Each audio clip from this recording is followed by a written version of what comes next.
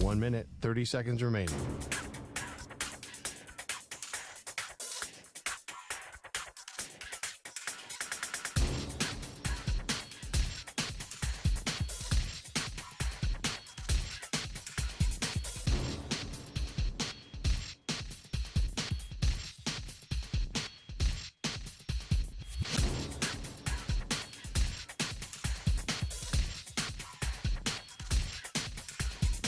One minute remaining.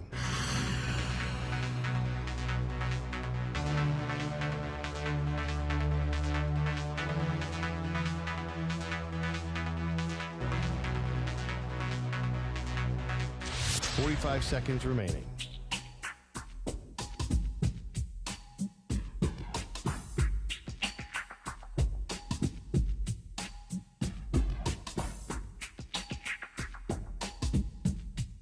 .30 seconds remaining.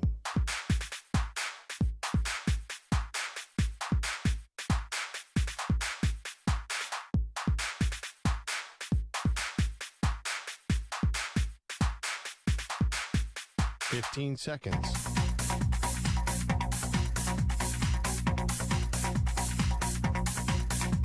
Break ends in 5 seconds.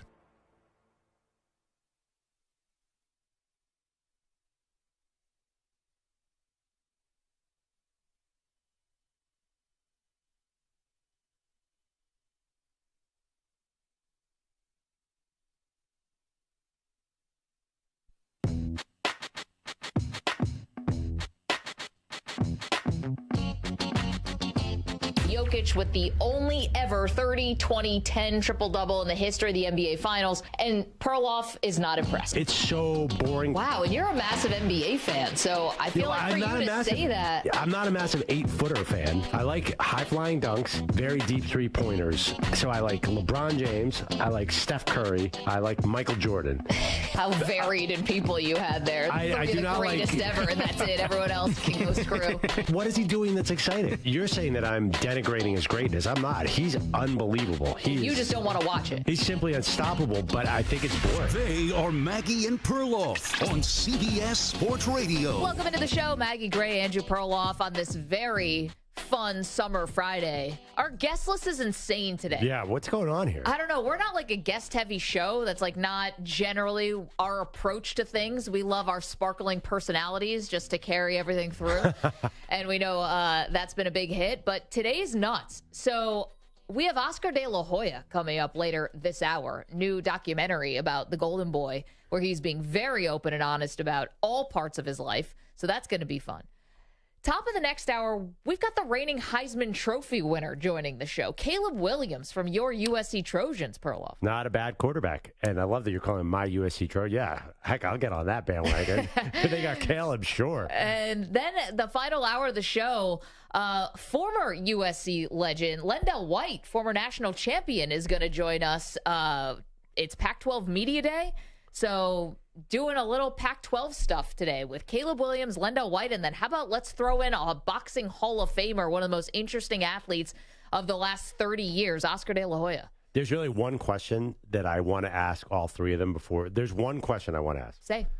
I want to ask LenDale White about that time that Pete Carroll threw the fake LenDale White off the roof. Did you ever see that? No, I thought you were going to say something totally different. No, it's the most amazing prank ever. They had some sort of April Fool's prank where LenDale White, a dummy of LenDale White, was thrown off a roof. Does anybody remember this? That sounds like, remember the TV show Jackass? Like, that sounds like that era. Yes, it was. And you know Pete Carroll, he totally got into that. And LenDale White was probably laughing for years straight. He loved it. Oh, so yeah, you're right. The question you were going to want to ask everybody is Jordan versus LeBron.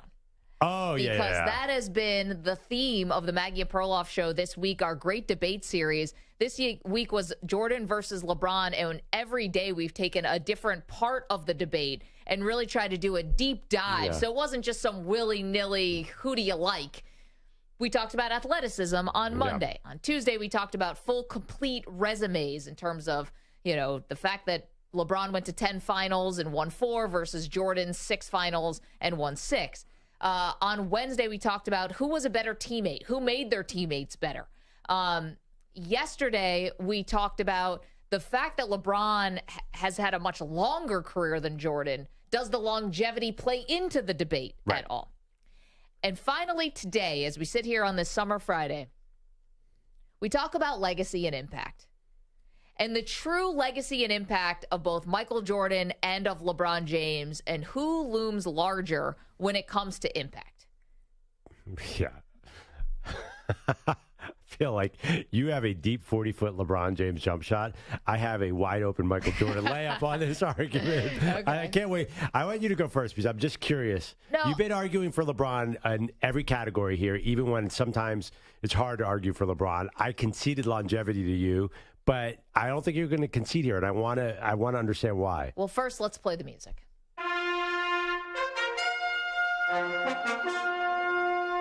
The Great Debate Series.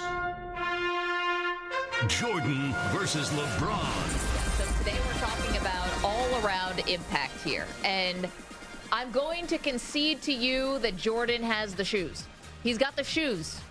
We watched a movie dedicated to him landing a contract with Nike. Yeah. Nike really landing it with him. And so I'm conceding the shoes and the impact of the shoes. I'm not sure you are, conceding quite the impact of the shoes, but okay. I mean, they sort of spawned in two things. The entire sports marketing industry as we know it and the entire sneaker culture as they know it are both because of Jordan. Yes. This is you. So what you matches have that? this. What matches that? Well, while you're talking about things that are outside of basketball and off the court, I'm going to talk about LeBron James and his legacy and impact, and it's something that's more tangible within the sport and on the floor.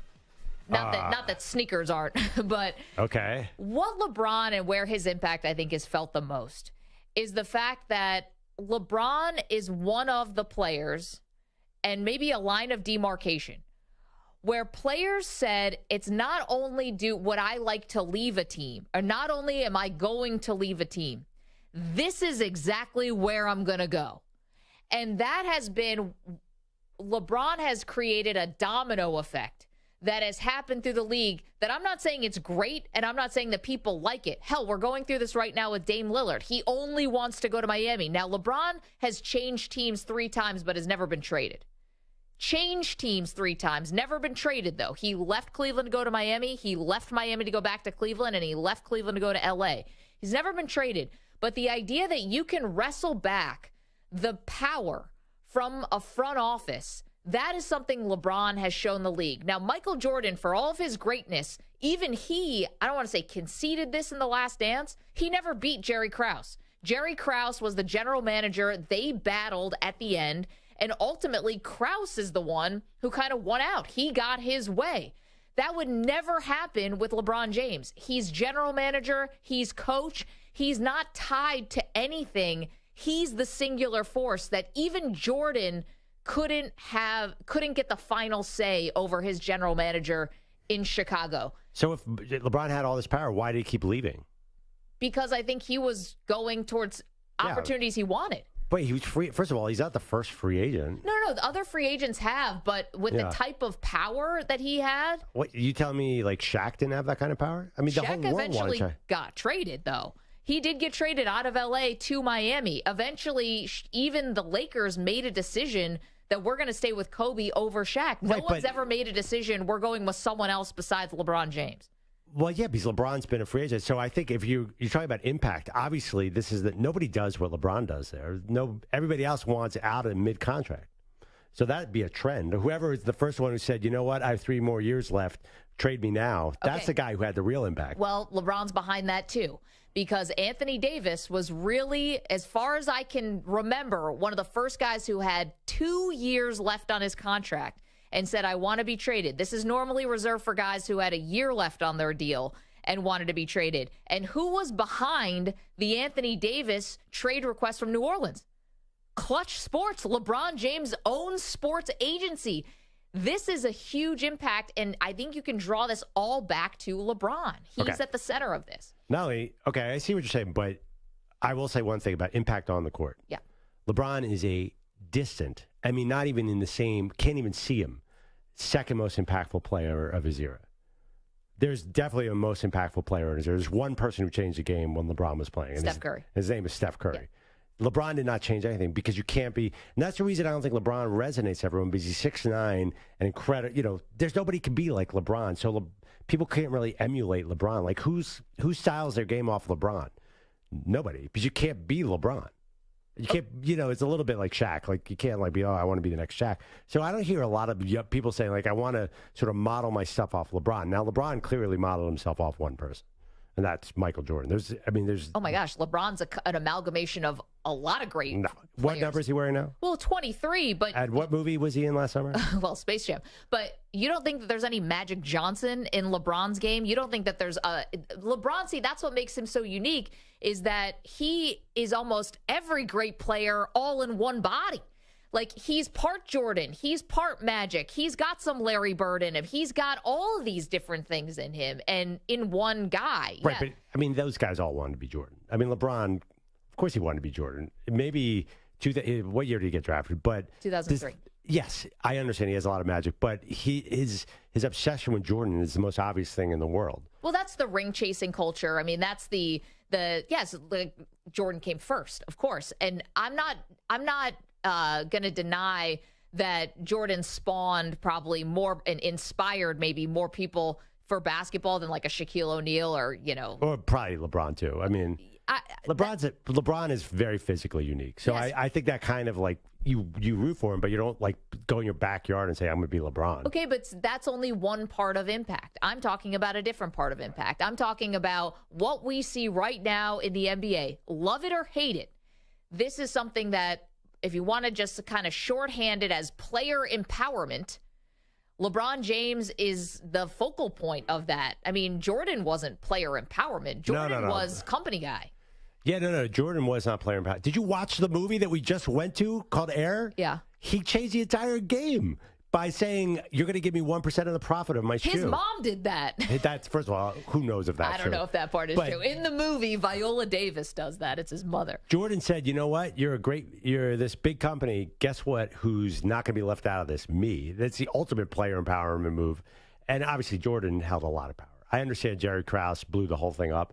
But I don't know. I don't see what's happening in today's NBA doesn't even feel LeBron-like. It feels like Kevin, all these guys want to trade out and don't even wait to their contract. Well, it's been bastardized by like some other guys, where but what started the chain, what started the domino effect was LeBron deciding exactly where he wanted to go. Lots of guys have done that. No, but also to create the super team. And that has created that's a different another domino. I've got multiple tracks here. Another domino. This is a plus, by the way, that he created the super team. You're saying that's a pro-LeBron argument or a pro-Jordan argument? I'm a little confused. Well, I'm just saying this is the impact. Whether it's pro or con, that's a beauty in the eye of the beholder. But I'm just saying you want to know about the impact and the legacy that's going to loom for LeBron. It's going to be a lot of things. It's going to be dictating where you want to go to team up with who you want to team up with. I'm not leaving this in the hands of the general managers anymore. I'm not leaving this in the hands of someone else. It's going to be me now. And look at how that has created a ripple effect around the league. I don't understand. Well, what's different about all the other superstars who've changed teams through the years? Well, but when Shaq was going to L.A., right, it was, do you think he specifically was going there because he wanted to play with Kobe? No, he wanted to go to L.A. because of the Lakers. Okay, he wanted to go there because of the Lakers. LeBron is doing a thing where it's like, I want to go play with these two other guys that we talked about this when we were on the Olympic team, and we've hashed this out, and this is who I'm going to attach myself to. You're bringing up the single greatest thing that LeBron is criticized for, as not being good enough to win it on his own. We're talking about legacy and impact here. It's that this is, what's your stamp? I would even argue that Michael Jordan had more of a stamp on this year's finals than LeBron James. In what way? Because who was the best player on the court? Jokic. Who brought basketball to the world? Clearly Michael Jordan. Then Kobe kind of followed him. But, I mean, the Dream Team and Jordan changed everything. I mean, that guy was more famous in China than the president of the United States. He just changed everything. It was like basketball was one place, then Jordan came and moved it 3 degrees further to the right. Now, LeBron...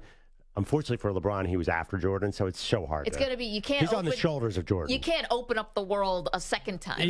One person gets to open it. LeBron has been incredibly impactful, but Jordan, and I think a lot of reasons because he was first, really had an edge. I mean, he was the sea change. There's another thing, too, about LeBron, and I want to give credit to Howard Bryant from ESPN, who brought this up in an article that was written right when LeBron was breaking the scoring title and breaking Kareem's record. And he brought this up, and I thought it was really smart. And it's about LeBron kind of being this singular dude, where Jordan has, like, these affiliations. This is not a bad thing. I'm just saying. He's got these affiliations. What do you know Michael Jordan from? North Carolina, Dean Smith, Chicago Bulls, Phil Jackson, Scottie Pippen. There's all these other things that you associate Michael Jordan with that LeBron doesn't have any of that. Think about it. He doesn't have a coach you associate him with. He doesn't have a college you associate him with. He doesn't have a particular, I guess the Cavs would be the team. A city, Cleveland. And Cleveland and Akron. Okay, but everyone's from somewhere. There's not like a one singular running mate that you think about him with. And he's done all this as like his own planet. And Jordan's a planet too. I get it. And everything revolves, or the sun and everything revolves on. But LeBron is almost like this one singular, unique force that has not had any other like permanent attachments. I guess beyond just Cleveland, Akron, being from Northeast Ohio. I see what you're saying. I mean, listen, have you ever seen the clip LeBron as a young man? He's wearing a headphone, and I have some research on what song he was listening to when he was walking around Akron, trying to figure out what kind of player he wanted to be. Yeah, very good. Sometimes I dream that he is me. Sure. Got to see that's how I dream to be. Sing it, Maggie. I move. Like Mike. If I could be like Mike. If I could be like Mike. It is a catchy. Yeah, he probably was listening to it. But Little known fact, the song was actually about me. Yeah, if I could be like Samter. It was originally called If I Could Be Like Samter. Yeah. They're like, we need to tweak it. I mean, listen, I think this argument, you have to bring in the business stuff. And LeBron's a gigantic businessman, but he is, I think LeBron became a billionaire, right? He is a billionaire. Jordan's a $2-billionaire. He's got the production company. I mean, LeBron will be an owner soon, though. And then when he sells his team, he'll go into the billions. But Jordan, I think, has $2 billion under his belt. Well, Sure. Jordan also has 20 years on LeBron, 15 years on LeBron. I mean, you got to talk about the production company. Have to talk about the player agency. When LeBron won the title in 2020, whatever you think about the bubble title, 6 players on that Laker team were represented by Clutch Sports. Like, he is the shadow GM of the whole league. I mean, in a lot of ways. So you're saying he's more impactful than Michael Jordan because of that? I'm saying these are all the legacy. These are all facts. These are all the permanent legacy things that go beyond shoes and sports marketing that most people know Michael for, and go far beyond those two aspects that Jordan has. Jordan also has mystique still, which is incredible in this world, in this day and age, where LeBron had all the pressure in the world on him when he came out of St. Vincent St. Mary's and somehow exceeded that hype and exceeded all of those expectations. He does not have any mystique anymore. He's in the social media era.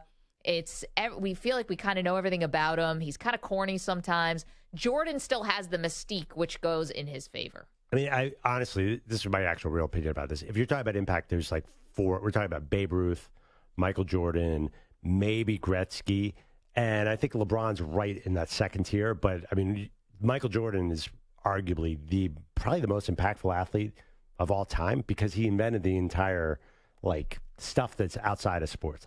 Sports marketing is him. I mean, that's a huge part of LeBron's game too. Remember the tonal ads? Yeah, that's where Perloff said LeBron was out of shape in those ads. This is not true. Michael Jordan took being a great athlete and turned it into a completely different thing. Where now athlete marketing is such a huge part of all their brands. Yeah. They're singular brands, including LeBron. Michael Jordan's the first athlete to be an entire company unto himself. 855-212-4CBS, 855-212-4227. So if you've been with us all week, and we want to say hi to the Weedos and the Purple Drinkers in the chat, good Friday to you guys. But this is the culmination. Impact and legacy. We've been talking about LeBron and Jordan all week long. This is it. This is the final time. Let your thoughts be known, and we'll never talk about this topic ever again. Oh. No, I kid. 855-212-4CBS. Again, the guest list today, phenomenal. Later in the hour, pardon me.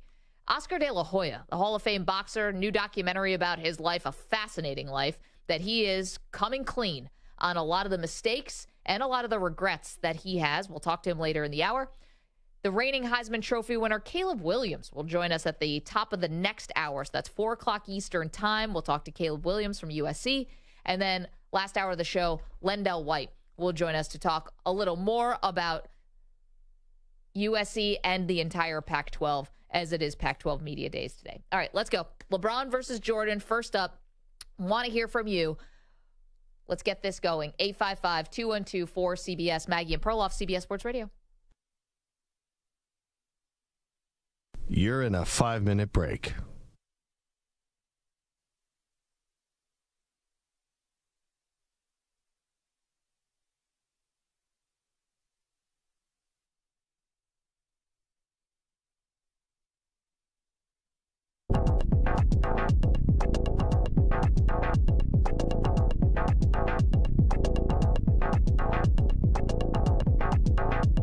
Four minutes, 30 seconds remaining.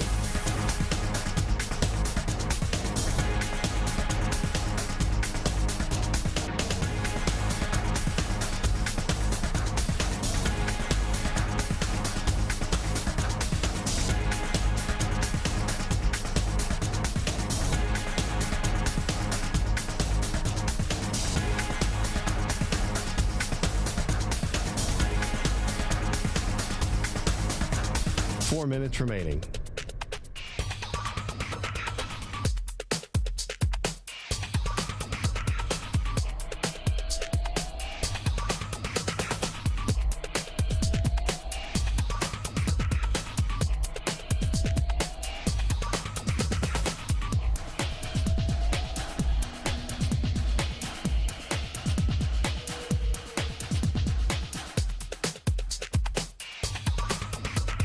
Three minutes, 30 seconds remaining.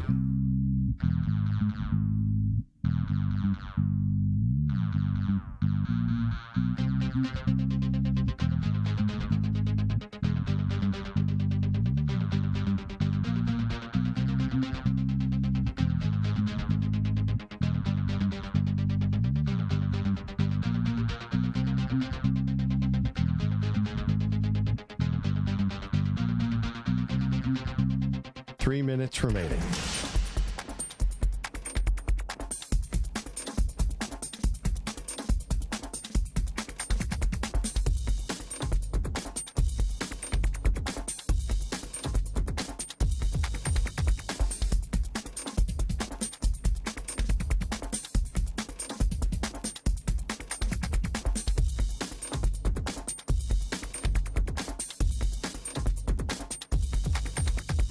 Two minutes, 30 seconds remaining.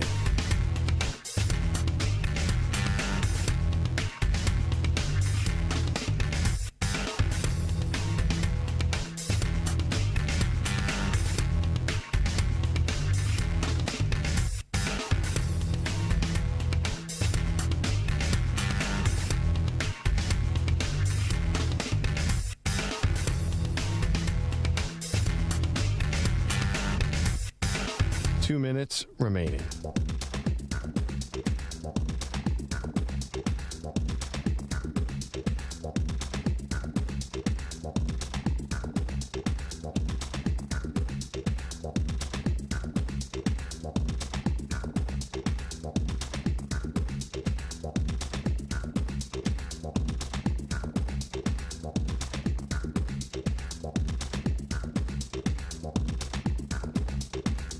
1 minute, 30 seconds remaining.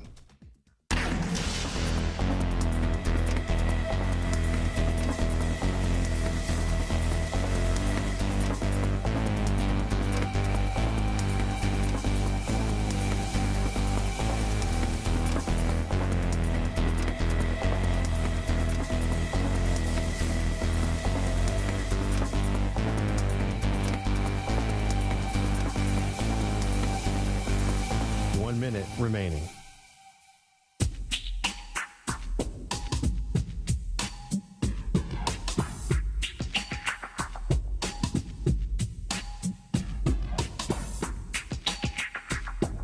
.45 seconds remaining.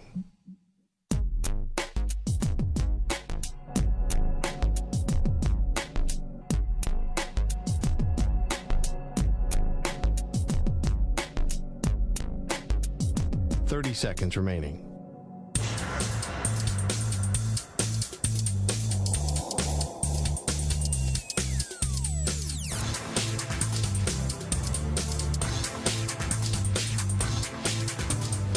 Seconds.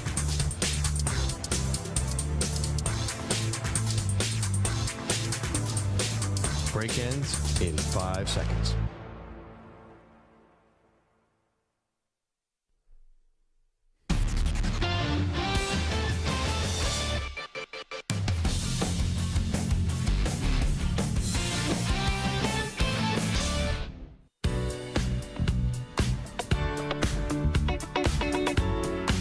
On Maggie and Perloff. So we're continuing our great sports debate series, wrapping up the Michael Jordan versus LeBron James week. I thought of one more thing in Michael Jordan's corner.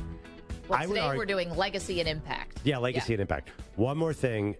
23, I think you could argue, is the most impactful sports number of all time. I just remember, everybody wanted to be 23. Yeah, there's a couple other, whoever wears 10 in soccer is the best player on the team. Okay. 88 for the Dallas Cowboys is obviously a really big number, but not 23. But No, 88 for the Cowboys. Come on, 23. Saying, there's other numbers out there. Not like that number. 855-212-4CBS, 855-212-4227.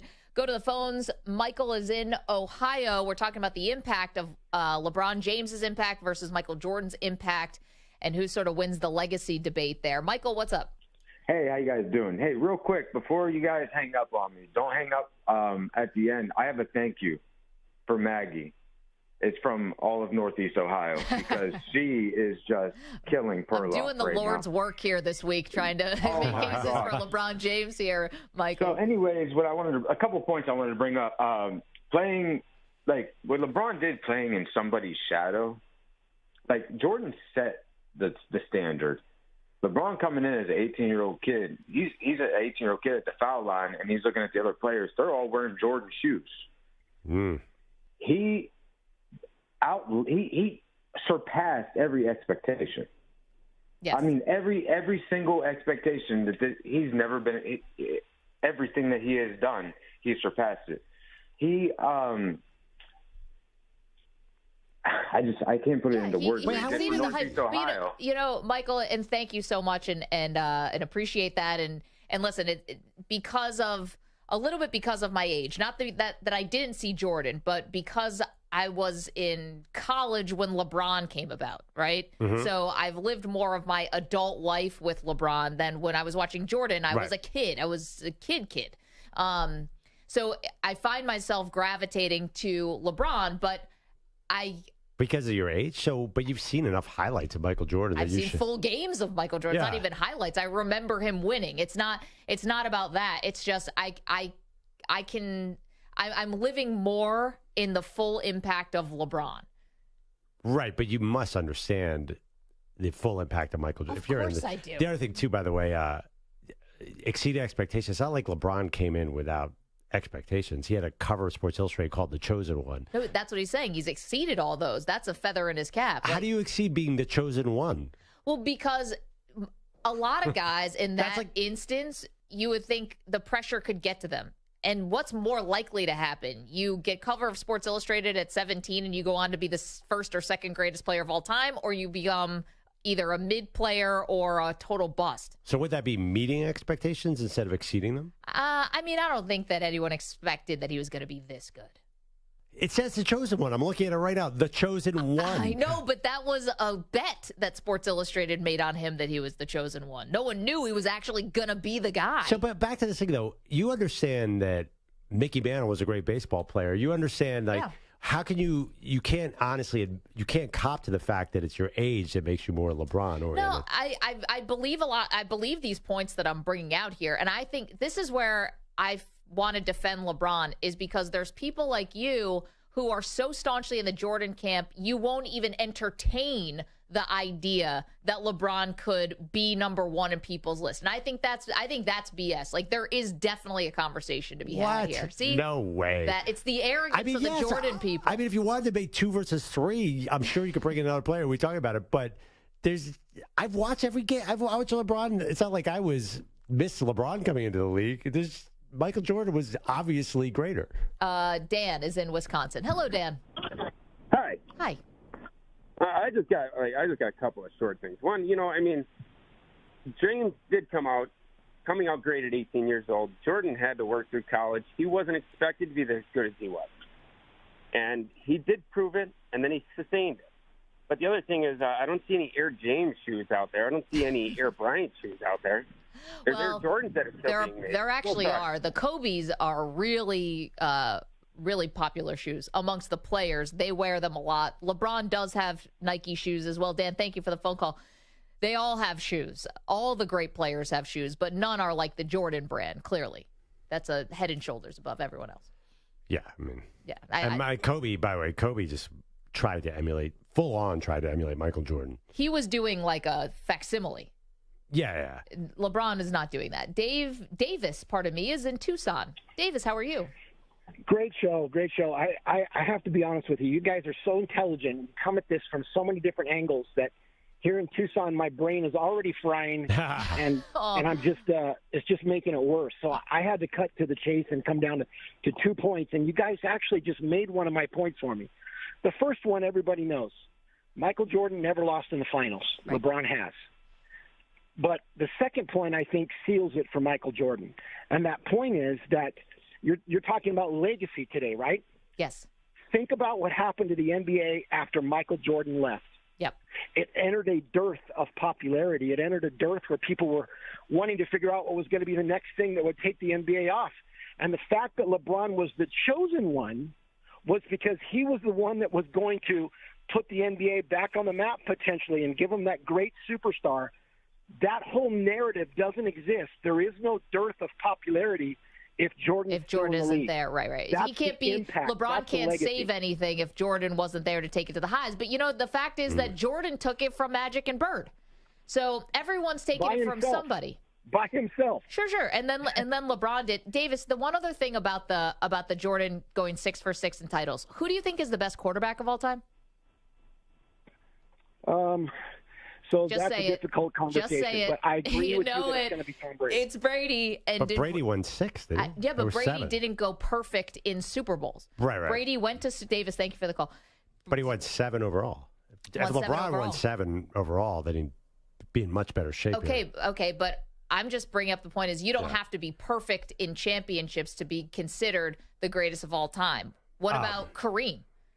Kareem 6 and 4. What about Magic? 5 and 4. Well, it's not like everyone who's on all-time great was perfect in the finals. One thing about this vacuum that Jordan left.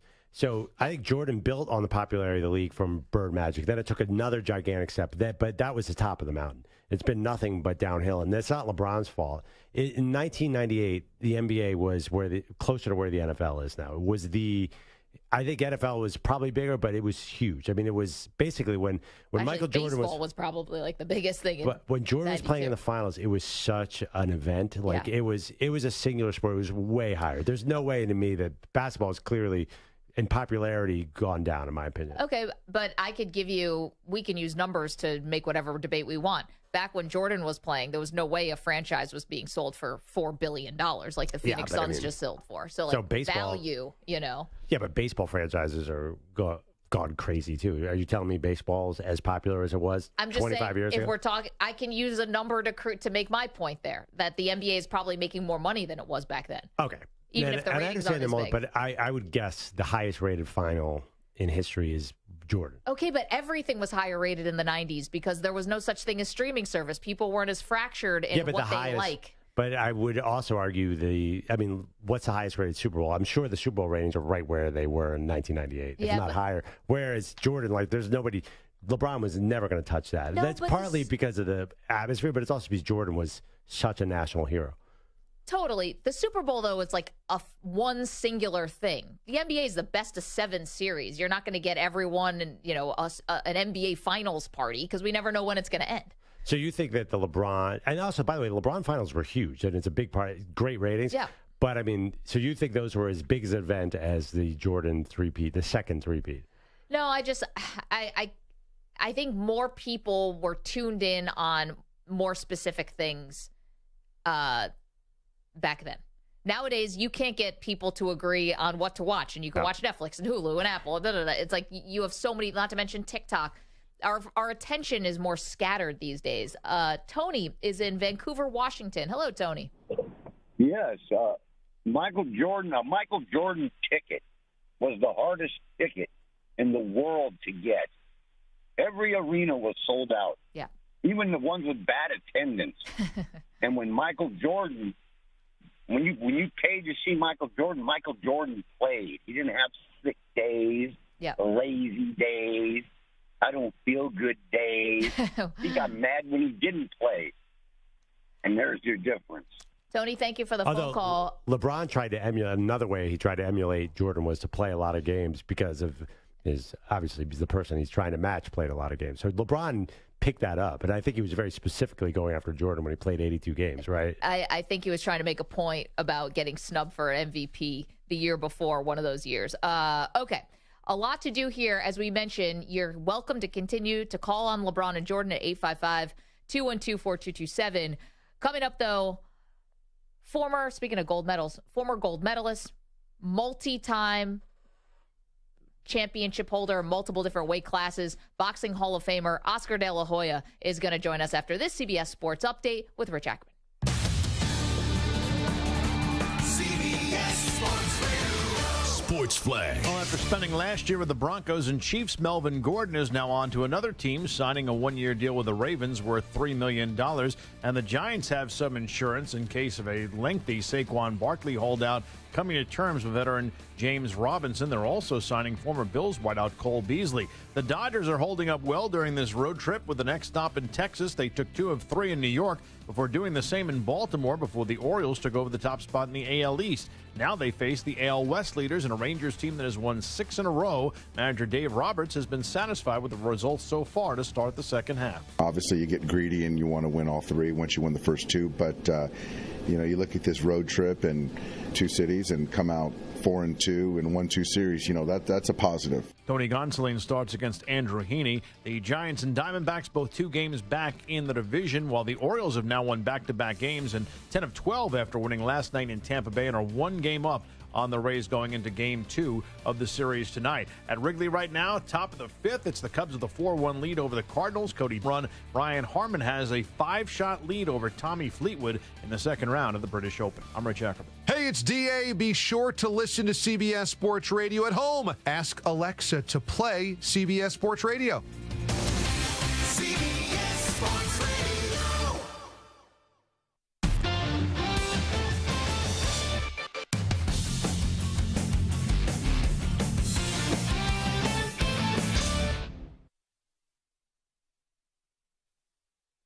You're in a 5-minute break.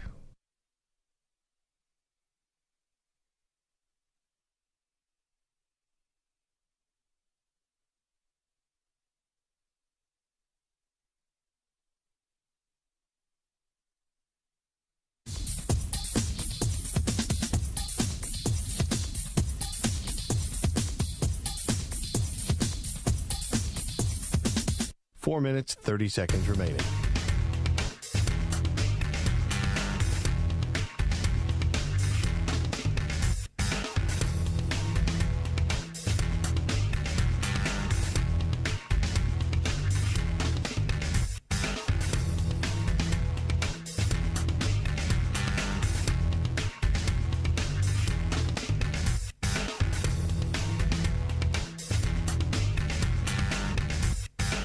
Four minutes remaining.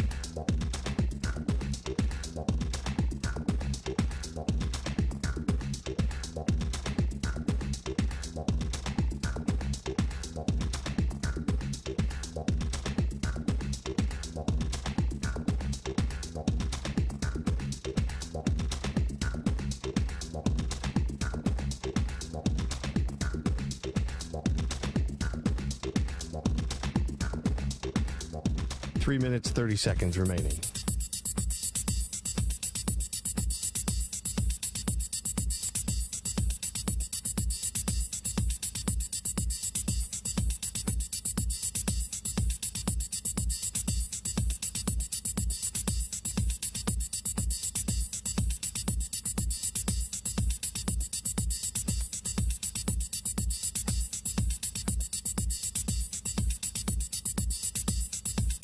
3 minutes remaining.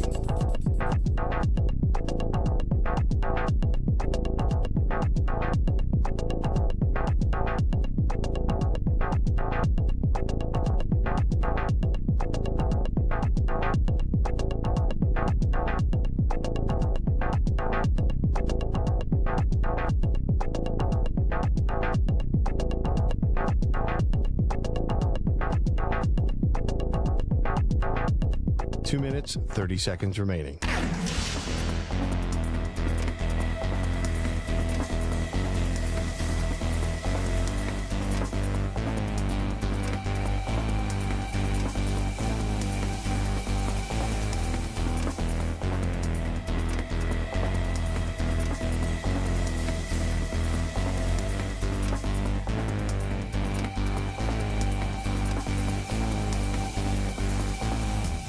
Two minutes remaining.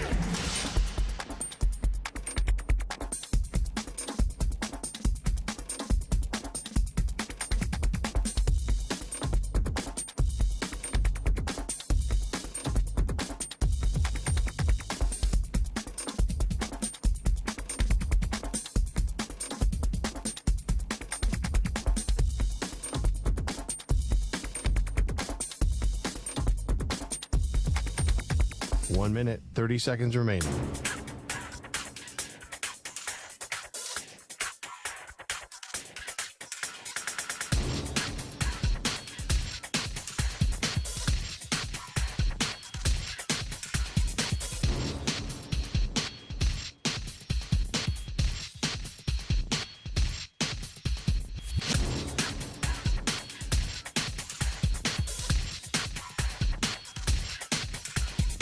One minute remaining.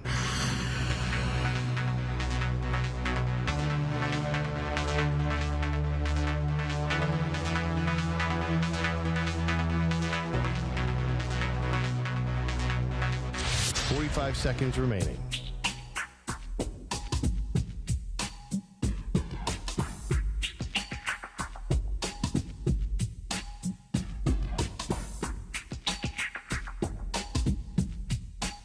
Seconds remaining.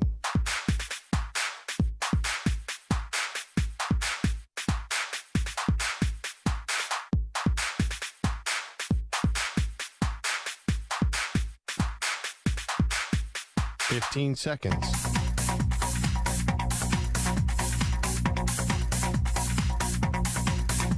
Break ends in 5 seconds.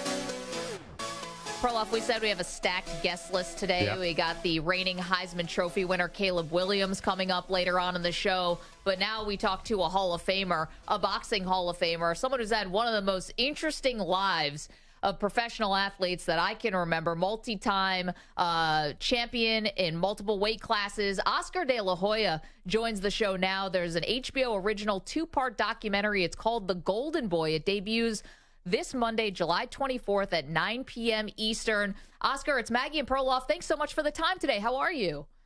Hey, guys. I'm great. Thank you. Thank you for having me. Okay, we got to start in a place you're not expecting, okay?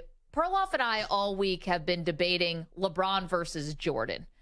And we have a side bet on where you come down on this. So someone says to you, LeBron James versus Michael Jordan, who's your guy? Who do you go with? Yeah, Michael Jordan by far. Thank you. Yeah, Michael Jordan by far.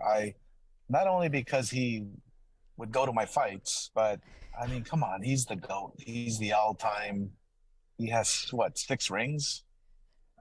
You cannot argue with that. I thought you might go off the board with a Magic Johnson or a Laker thing, but that it's for you. It's Jordan by far. I love Magic.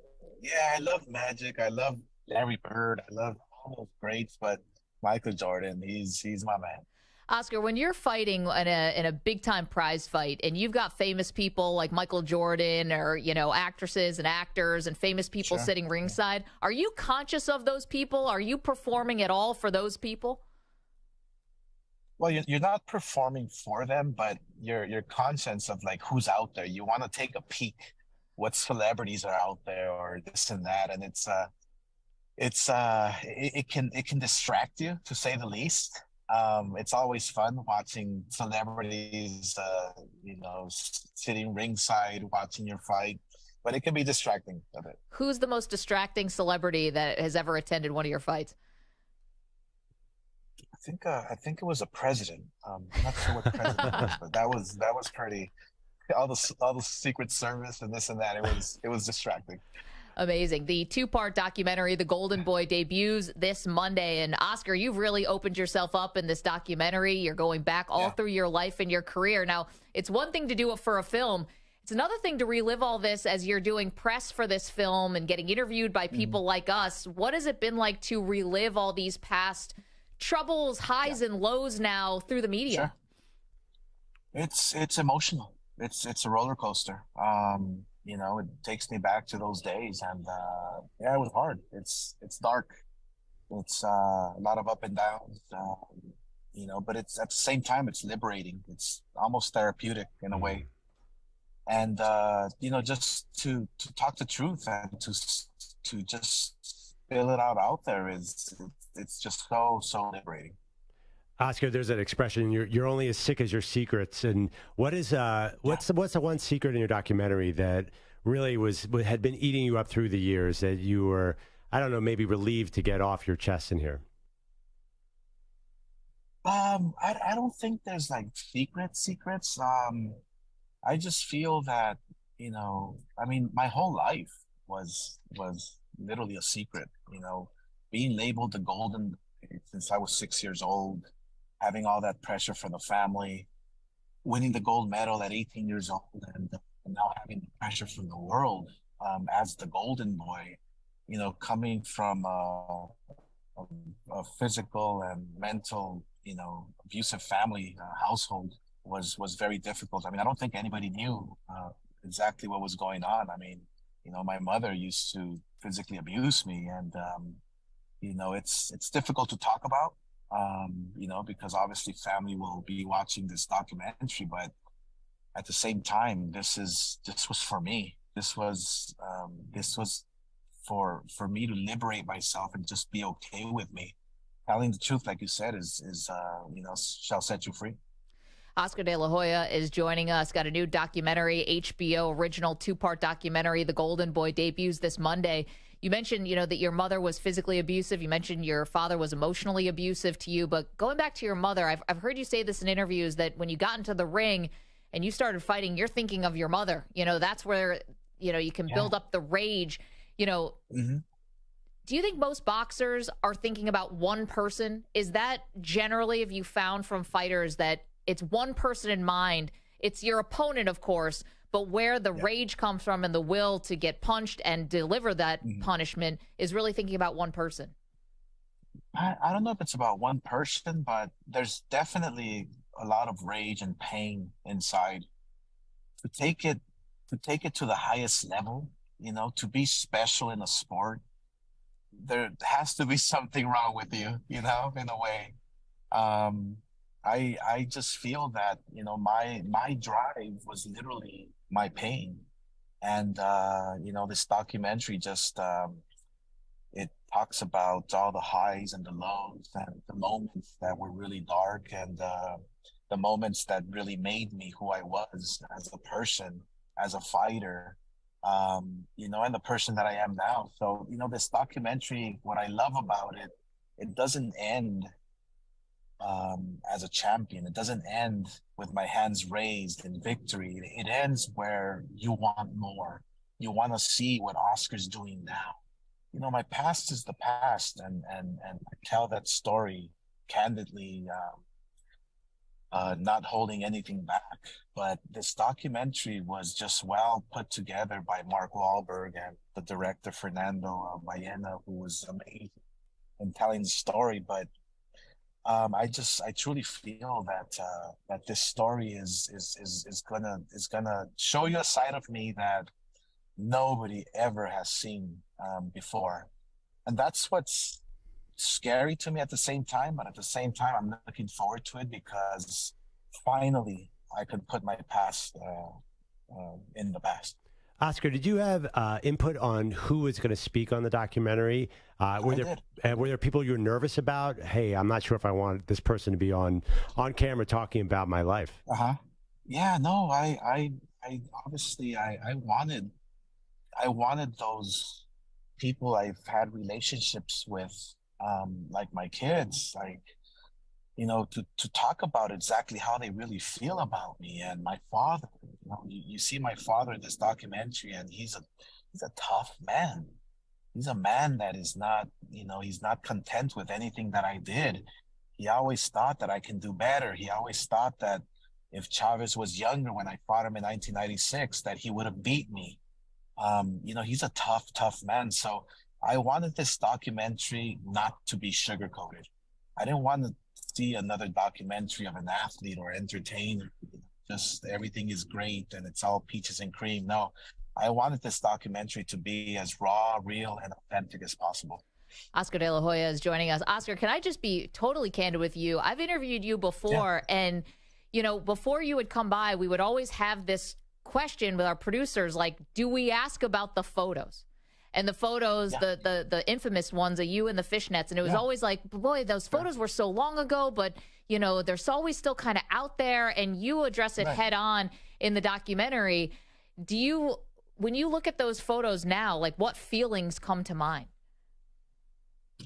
I mean, they're funny now. I mean, Jesus Lord. I mean, they're funny photos. How long did it take you before you could laugh at it? I think I started laughing at them once I finished this documentary, which was like a month ago. Took a while. Yeah, it's been haunting me inside, but the reason why is because I just wasn't prepared to own up to it, you know, and all the therapy and all the rehabs and this and that I've been doing. I think it's all prepared me for this moment, you know, to finally be true to myself, to be real to myself, and just be honest. Oscar, what's your relationship right now with alcohol, with alcohol and drugs? I mean, where are you with that? Something that you've battled in your life? Yeah, no, I mean, look, the documentary will tell you as well, like, you know, people always pushed me to go to rehabs, to label me as an alcoholic and doing drugs. And I'm okay. I'm balanced. I mean, I didn't build this empire because I'm a loser or I'm not responsible, or, you know, I was always told that I had a problem, and I don't. You know, life is all about balance. Life is all about just, you know, being true to yourself, and life is amazing right now. Oscar, we were researching before the interview that you had talked about coming back at age 47 in 2020. Yeah, what happened? We weren't quite sure where that all led. I mean, you look like you're in great shape right now. I got to tell you, I'm not stepping in the ring with you, but did you ever come really close to resurrecting your career? Oh, yeah. It's because I missed it. Because again, I wanted to please the world. You know, I missed being the golden boy. You know, it's that label that people put on me since I was 6 years old, the pressure. You know, when I step inside the ring, I feel like I can escape. I feel like if I'm that person that can just, you know, escape the world. And so I remember I decided to fight recently, and luckily I got COVID. Actually, it kind of sounds weird, but COVID actually derailed that comeback, and I was very lucky it did, because, you know, the guy that I was in a fight was a big guy, and he would have done some damage to me. Oscar, last one before we let you go, and we only have about 30 or 40 seconds left here, and it's going away from you, but we got to ask you about, you know, the YouTube stars turning boxers now, right? Jake Paul, Logan Paul fought Floyd Mayweather in an exposition. Do either of these guys have real talent, in your opinion? Do they actually have a chance to be good fighters? Well, look, the one thing that I respect about Jake Paul is that he's really taking the sport serious. He loves training. He loves boxing. He's taking those steps to better his career, to better his technique. This is a good fight with Nate Diaz that's coming up August 5th. He did fight a real fighter. I think it was Fury, and he lost, but he goes back to the gym and wants to become better, and he wants to work on his craft. And so I respect all that from Jake Paul. But if you have a YouTuber who's just doing it because it's funny or because it's like it's going to create attention, it's like, that's what I don't respect. But Jake Paul, I do. Oscar De La Hoya, the two-part documentary, The Golden Boy, debuts this Monday, July 24th at 9 p.m. Eastern. It's an HBO original. Oscar, the Hall of Famer, thank you so much for the time, sir. Thank you. Thank you very much, guys. Appreciate it. Thank you. Appreciate that. Oscar De La Hoya. All right. I mean, one of the most fascinating lives, I'm going to watch this straight through this two-part. Well, actually, I guess I'll have to watch it on Max. But, yeah, I can't wait. It's so interesting. We didn't even get enough time to talk about the actual boxing, too. I know. Those highlights are going to be incredible. Really looking forward to that. Again, July 24th, 9 p.m. Eastern, The Golden Boy. It's an HBO original on Max. All right, coming up next, the reigning Heisman Trophy winner, Caleb Williams, joins the show. From your USC Trojans, don't move. Maggie and Perloff on CBS Sports Radio.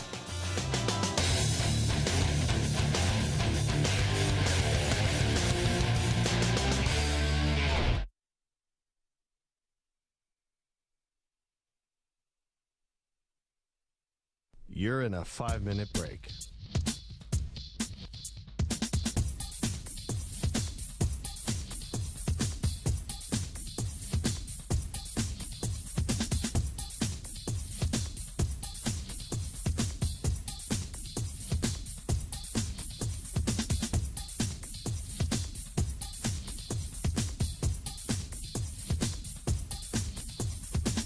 Four minutes, 30 seconds remaining.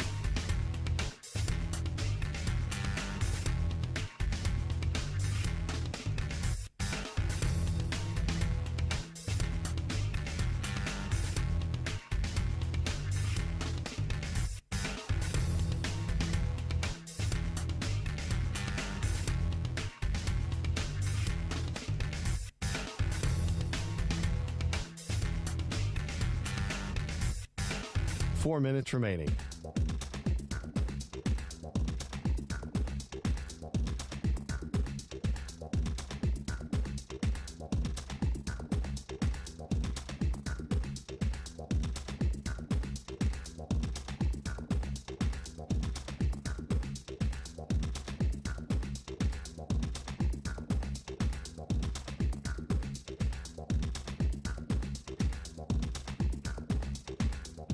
Three minutes, 30 seconds remaining.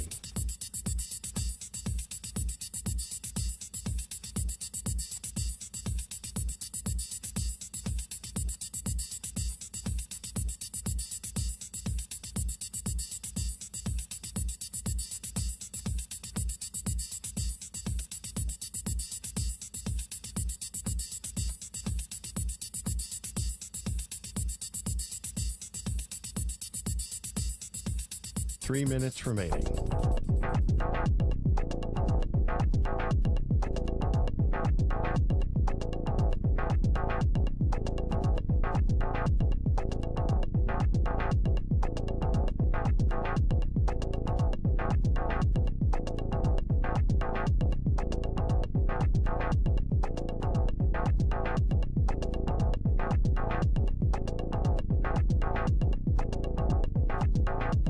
Two minutes, 30 seconds remaining.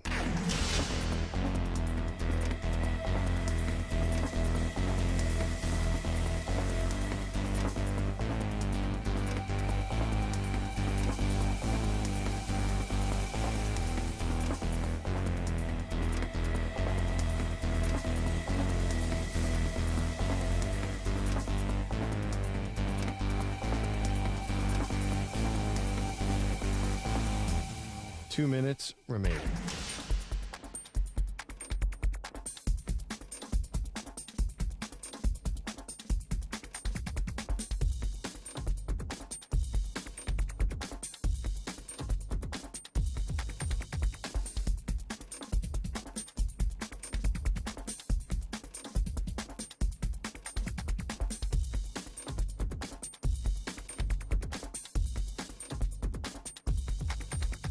1 minute, 30 seconds remaining.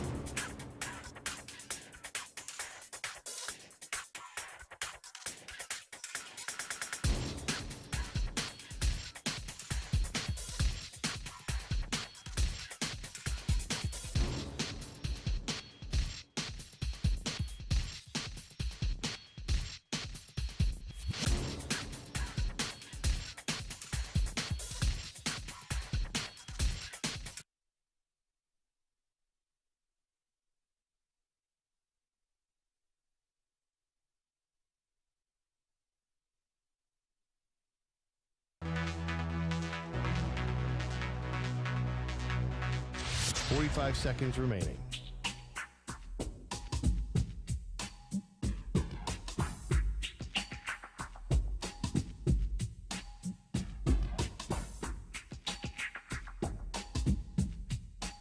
Seconds remaining.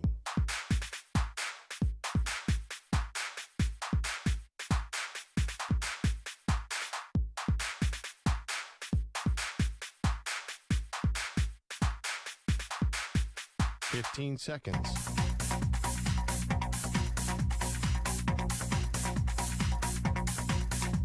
Break ends in 5 seconds.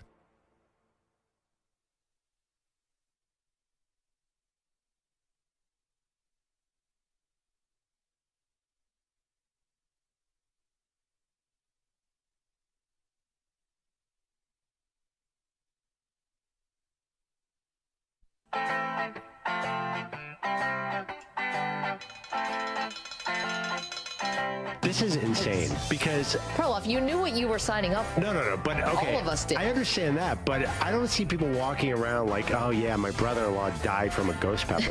This has never happened. Grief. People are also telling me that after you eat these wings, be very careful if you go to the restroom. For men to go to the bathroom, you have to use your hands. That could be a very uncomfortable situation. It's bad enough for my throat to swell up. I don't want anything down there swelling up. Not for this. Maybe you do. I don't know. They are Maggie and Perloff on CBS Sports Radio. Welcome into the show. It is a Friday. Hope wherever you are, you're having a great week. Big inhale, big exhale. You made it to the end. Let us entertain you. What a guest list today. We just got off the phone with Oscar de la Hoya, who joined us. Rather, he was on Zoom. If you miss any part of that conversation, which was excellent, we did ask him about the fishnets and the photo. He said he laughs about it now, and it took him a long time to be able to laugh about those photos because he said before he doesn't remember taking those photos at all. Yeah, I mean, this could be one of those sports docs, and HBO does a great job that you're going to tear through. Yeah. Not you. I mean, everybody, I think sports fans are going to tear through. Also sounds like a lot of candidness here. A lot of candidates. He says it gets very dark. We're waiting on the Heisman Trophy winner, the reigning Heisman Trophy winner, Caleb Williams from USC is going to join us momentarily. But Perloff, it is Friday, and all throughout this week, we have been doing our Jordan versus LeBron series. And we've taken a different angle to this debate every single day. And today, as our final day on this, we're talking about impact and legacy. Yeah. And who looms largest over the sport and sports? You always look at me side-eye when I say it that I almost feel bad for you in this debate. Who looms largest over the sport of basketball? I honestly, I feel like I'm cheating here in this debate because Jordan was first. So it's so hard to overcome that. Yeah. And I would say LeBron is his second singular force in basketball, but Jordan, because Magic and Bird split it, Kareem, Wilt, Russell were all different. Then Jordan took it to this stratosphere. Right. And then LeBron filled the void. When Jordan left, there was nobody. Right. It was tough. That was tough times. That was Tim Duncan. Well, your boy Allen Iverson. Well, actually, you know what? Kobe was coming up too. Kobe and Iverson were both very huge stars. Yeah, and Shaq was a gigantic star. Is all right. But everyone just said, who's going to be the successor to Jordan? And we hadn't quite found that. Vince Carter in some ways was. But there was no consensus until LeBron came. It was like, who's a singular star? Right, because Kobe, as phenomenal as he was a basketball player, it was never consensus about him. He was the second best player on his own team. Well, that, and then also when the Colorado thing happened, it really took him out of the spotlight in a different way, and then he kind of had to win everybody back over. I do think that played a role in his popularity dipping for a while. Yeah, but he couldn't, honestly, I love Kobe, but he could not carry the sport like Jordan did. And honestly, LeBron carries it. He can't carry the sport like Jordan did. I mean, Jordan put it was, maybe Jordan was the right place at the right time, but he took it on his shoulders and just lifted everything. It could have been a product of his time, but I'm telling you, there was the NBA before Jordan and the NBA after Jordan. For me to make a case here for LeBron James, I think that it's not going to be about the shoes, obviously, and it can't be about the sports marketing. Of course, Jordan did that. The NBA got opened up to the world with Michael Jordan, but that was also, again, a timing thing, right? David Stern that was his thing. You know, the Olympics in '92 with the Dream Team. There were so many forces there, and Jordan was the top of the food chain at that time, right? And he embraced it. Yeah. And he embraced it, sure. And so there's a lot there. But as far as what you see right now in the NBA, I think that LeBron has a lot to do with it, and he is left his footprint and big footprint on the league in this way, which is I'm not going to be told anymore by a general manager what to do. I'm not going to be told who I'm going to play with. I'm not going to be told, hey, you're getting traded to this place or this place. I'm deciding where I'm going to go. I'm deciding who I want to play with. And granted, LeBron's never been traded. He's never demanded a trade, nothing like that. But what he has done, I think other players have now tried to emulate that, and in some ways have taken it maybe to an extreme that people don't like Dame Lillard, only wants to go to Miami, or Kevin Durant only wanted to go to Phoenix, or Kyrie Irving, trade me. People don't like it. But the LeBron impact is the super team. I'm going to go to Miami to team up with Wade and Bosh, and then I'm going to go back to Cleveland, and I want Wiggins out, and I want Kevin Love in. Then I'm going to go to L.A. We're going to get Anthony Davis out of his contract, even though he has 2 years left with the Pelicans, and he's going to join me.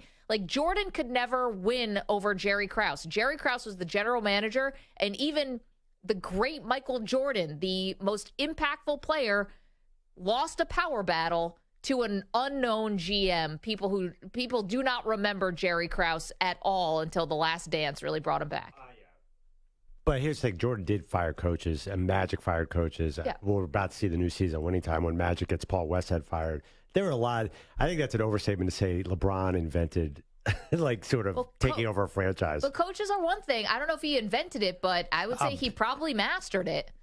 And then what's gone on since then? But if he had mastered it so much, wouldn't he have? I mean, he couldn't. After he wore the black hat for the Miami thing, he couldn't keep doing the Dream Team thing. I think that kind of he realized, I can't do that again. I can't just go to. I could sort of bring Anthony Davis here, but I can't join he can't join the Nuggets next year because he already realized the Dream Team thing is number one negative on his entire career. Okay, but LeBron didn't do it again, but Durant did. And Durant joined a 73-win Warriors team, and LeBron kind of paved the way. Okay, we switch gears now because it is Pac-12 Media Days, and so we had to get the number one player in the entire Pac-12, the reigning Heisman Trophy winner. That is Caleb Williams, who joins us now right here on Maggie and Perloff. Caleb, before we get to any football stuff, are you more of a Jordan guy or are you more of a LeBron guy?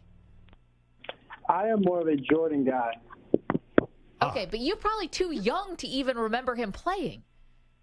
Yeah, that's true. But I watched all of his stuff, and I don't know.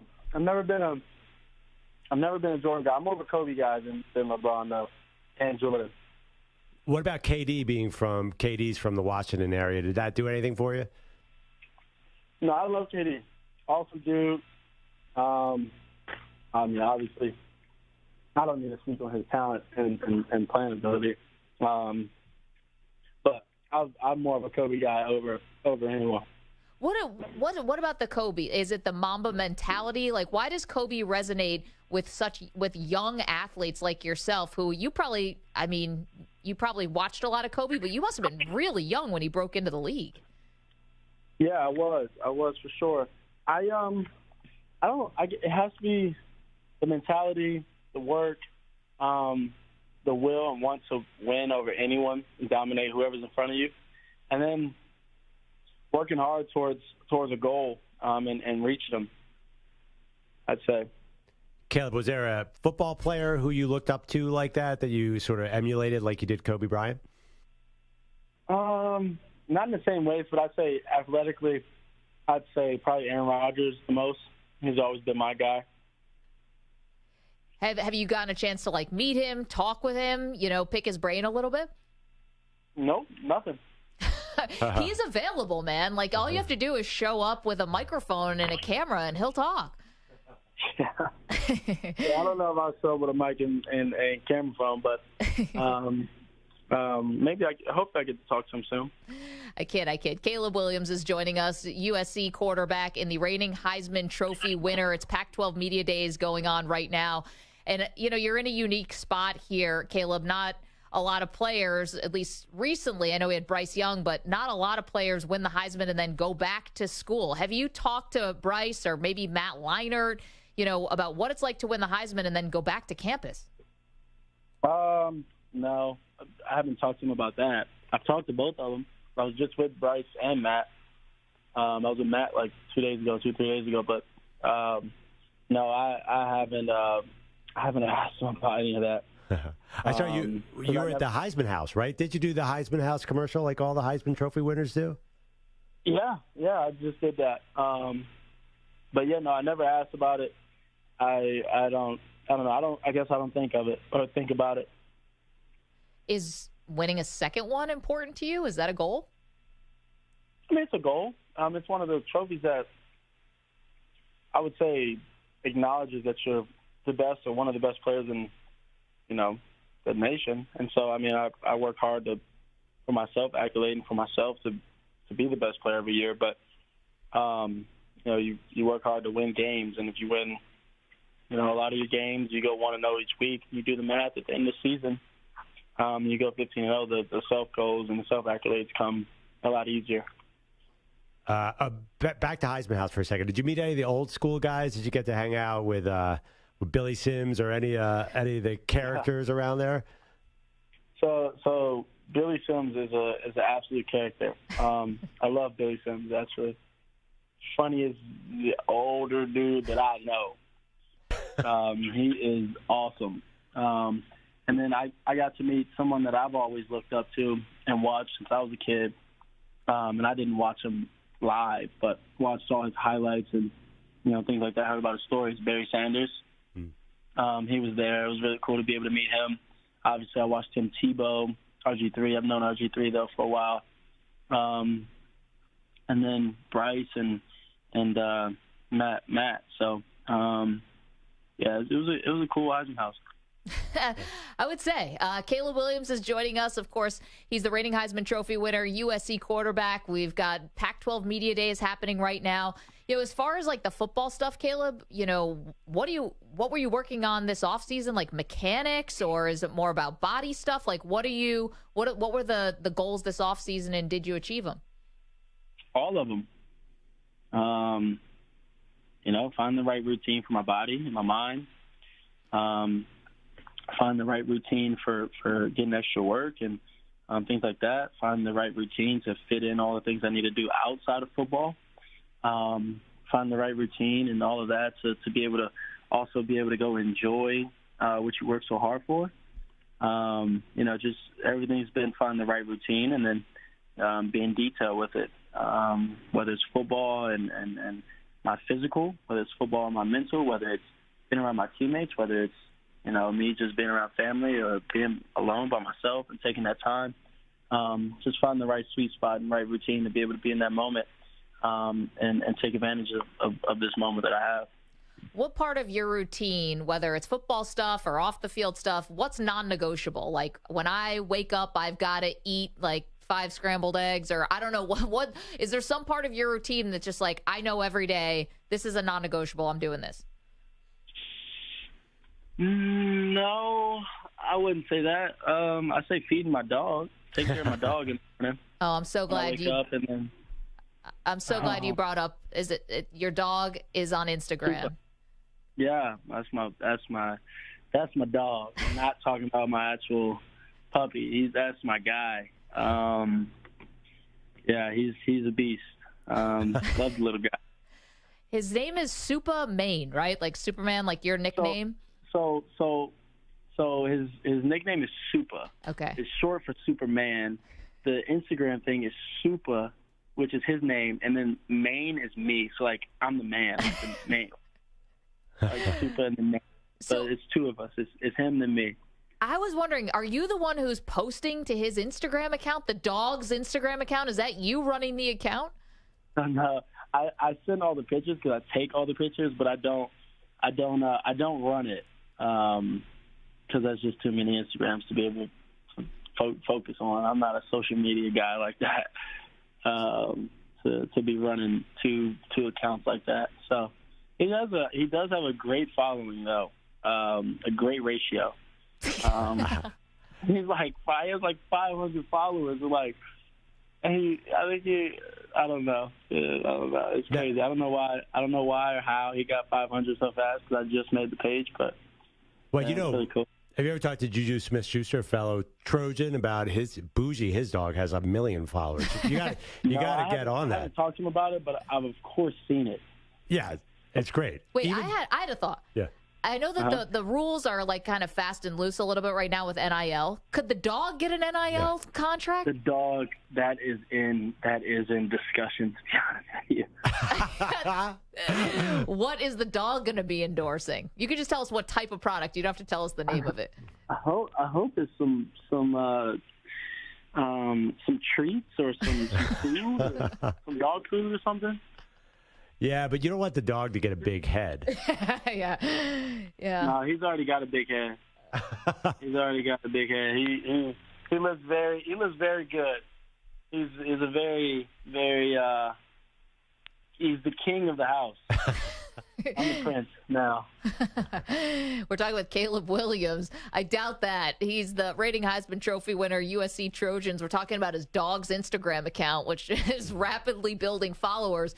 You mentioned about the dog getting a big head. We don't want the dog to think too highly of himself, I guess. But turning it back to you, people describe you in this term generational talent. I'm sure you've heard it now a lot. How does that make you feel when people describe you that way?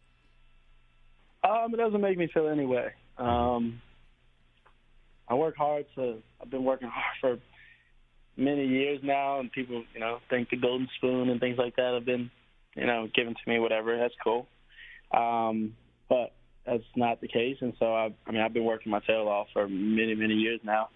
And, I've worked hard for it. It's no surprise to me when people talk about this stuff that, whether it's a generational talent or it's the future, that's going to come up at some point. And so, there's no surprise to it, but excited. Thanks, I guess, and yeah. What's the time in your life when you feel like you face the most adversity? One of the times is my freshman year, when I felt like I should have been out there playing in college, my freshman year in college. I should have been out there playing and leading the guys and things like that, but that wasn't the case, and so I had to wait my turn. And so I learned a lot from that year. I learned a lot about myself. I learned a lot how to control situations like that at such a young age, and I think it's helped me in my career so far. So, it's been good since then, to be honest. All right, last one for me, Caleb. You're at the Pac-12 Media Days. Are you side-eyeing those Utah Utes over there? I know they October 21st. What needs to happen differently this year against Utah when you guys get down to that game? We as a team have to be better. Whether that's our bond, whether that's our culture, whether that's how we play, whether that's the details within our game plan. We got to be a better team. That's a good team over there, well respected, and wish the best for them. But I got something to focus on over here, and just making sure this team is right for this year and this 15-game stretch. I mean, without maybe a hamstring injury in that game, we're probably talking about you guys winning that game and in the college football playoffs. So I know you got a lot of big goals for this year. Are you going to keep an eye at all on the NFL standings, and not really the top of the standings, but maybe the bottom of the standings, to keep an eye on who might be picking first or second or third in the NFL draft this year? Well, you'll know the same time I'll know. And then I don't really pay too much attention to it because at that time I'll be trying to win a championship. Once the season's over, then maybe I'll focus on it. Caleb, you got to say a big hi to Supa for us, okay? We're big fans. We follow the dog's Instagram. We follow you on Instagram. We're wishing you all the best this season. Such a joy to watch you, and best of luck. Stay healthy, okay? Awesome. Thank you. Will do. Thank you. Caleb Williams, the reigning Heisman Trophy winner. So he's a good photographer, too. If he's actually taking these photos, he's a good photographer. How many followers? You said 100, 500. No, I think it's got way more than that. Right. I thought. That was like 500, I think, the first day or something. So. The dog. Yeah. We're talking about the dog. So Bougie, who is Juju Smith-Schuster's dog, famous dog, I think got close to like 100,000 or something crazy like that. Then Bougie's girlfriend, Portia, also took off on Instagram. So not only you could be a player's dog, you could be a player's dog's girlfriend. With another French bulldog, and you can get are we doing this all wrong, Maggie? I have a tortoise. I know. Why doesn't the tortoise have an Instagram? There we go. Hermes. Hermes. Was I not supposed to give the name out? Well, I don't care. No, I said it. Why? It's not. Yeah, because I'm saving it for the Instagram feed. Yes. There you go. Hermes, the super tortoise. Super Hermes. He only has about 14 minutes a day where he's actually awake. So it's not going to be the most exciting. You got to catch him in that right time. Yeah, it's not going to be as good as Superman, but all right, I like it. It's a goal for this coming year. All right, we've had Oscar De La Hoya, we've had Caleb Williams. This has been a star-studded day. Coming up in the next hour, LenDale White's going to join us. We'll get into more of USC, but the entire Pac-12, and obviously as a former running back's very much in the news right now. Coming up, what brought one sports legend to tears? Get to that in just a moment. You're listening to the Maggie and Perloff Show on CBS Sports Radio. You're in a 5-minute break.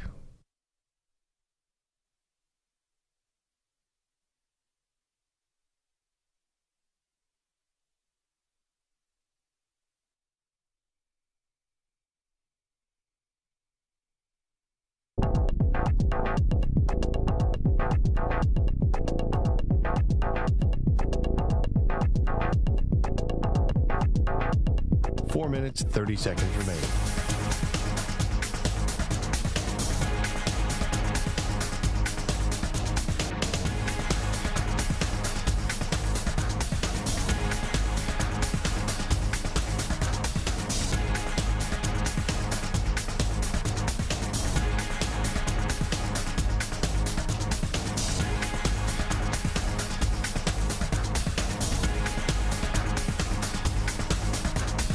Minutes remaining.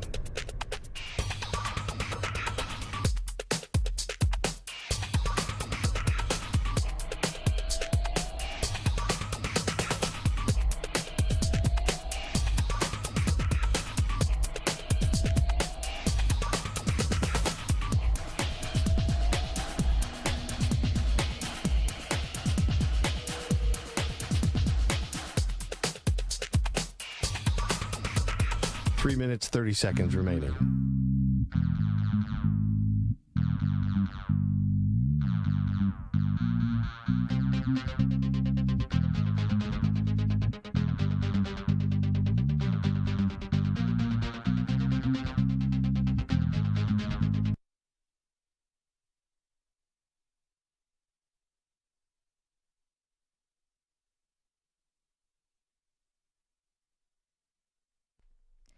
This is Maggie Gray with an Odyssey Sports Minute sponsored by Angie. This is Maggie Gray with a CBS Sports Minute sponsored by Angie. It's easier than ever to get home projects done well. Get started at Angie.com.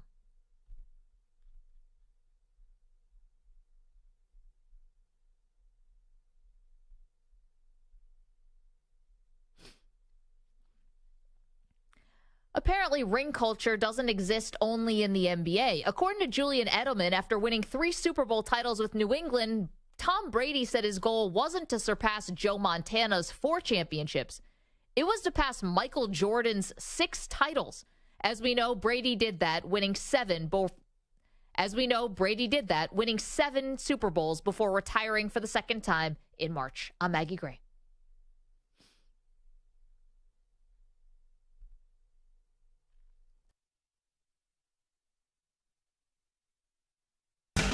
2 minutes remaining.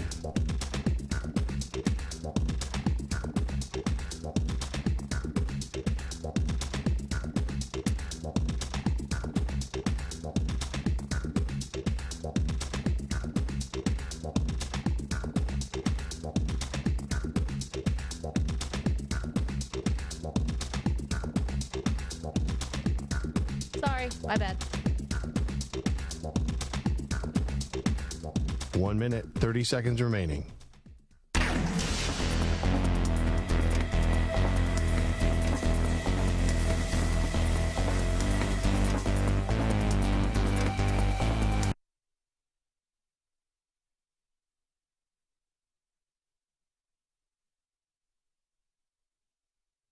Okay, sorry about that. Let me just do it. Apparently, ring culture doesn't only exist in the NBA. According to Julian Edelman, after winning 3 Super Bowl titles with New England, Tom Brady said his goal wasn't to surpass Joe Montana's 4 championships. It was to pass Michael Jordan's 6 titles. As we know, Brady did that, winning 7 Super Bowls before retiring for the second time in February. I'm Maggie Gray.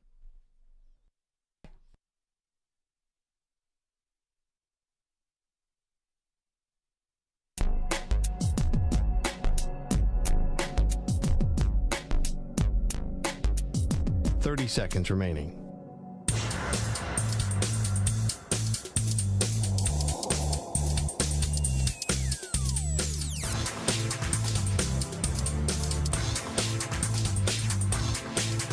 Fifteen seconds.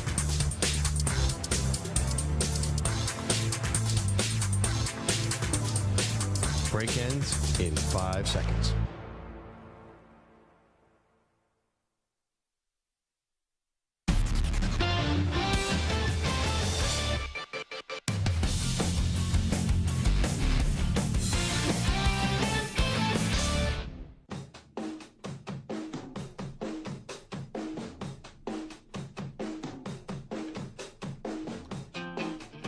Welcome back to Maggie and Perloff. Now, this song by Blur is from 1998, which, of course, is the high watermark of the National Basketball Association. When 36 million tuned in to see Michael Jordan take down those dreaded Utah Jazz.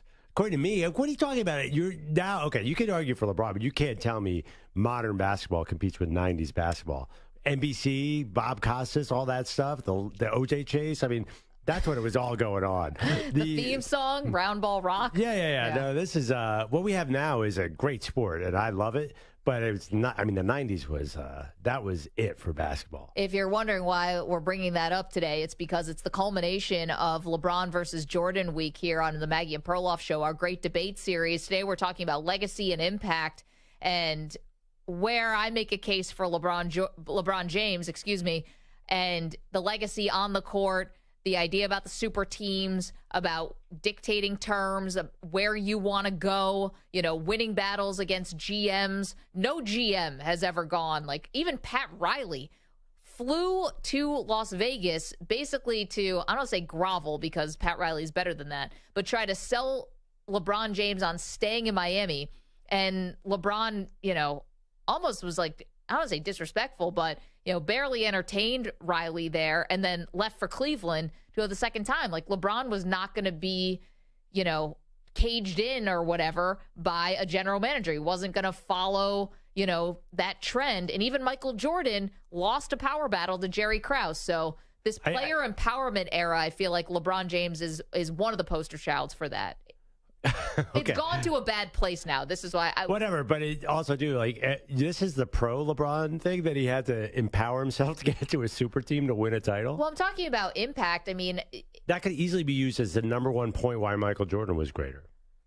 Because he stayed in one place? Because he didn't have to manipulate a super team to win an NBA title. Yeah, he had multiple Hall of Famers on both runs.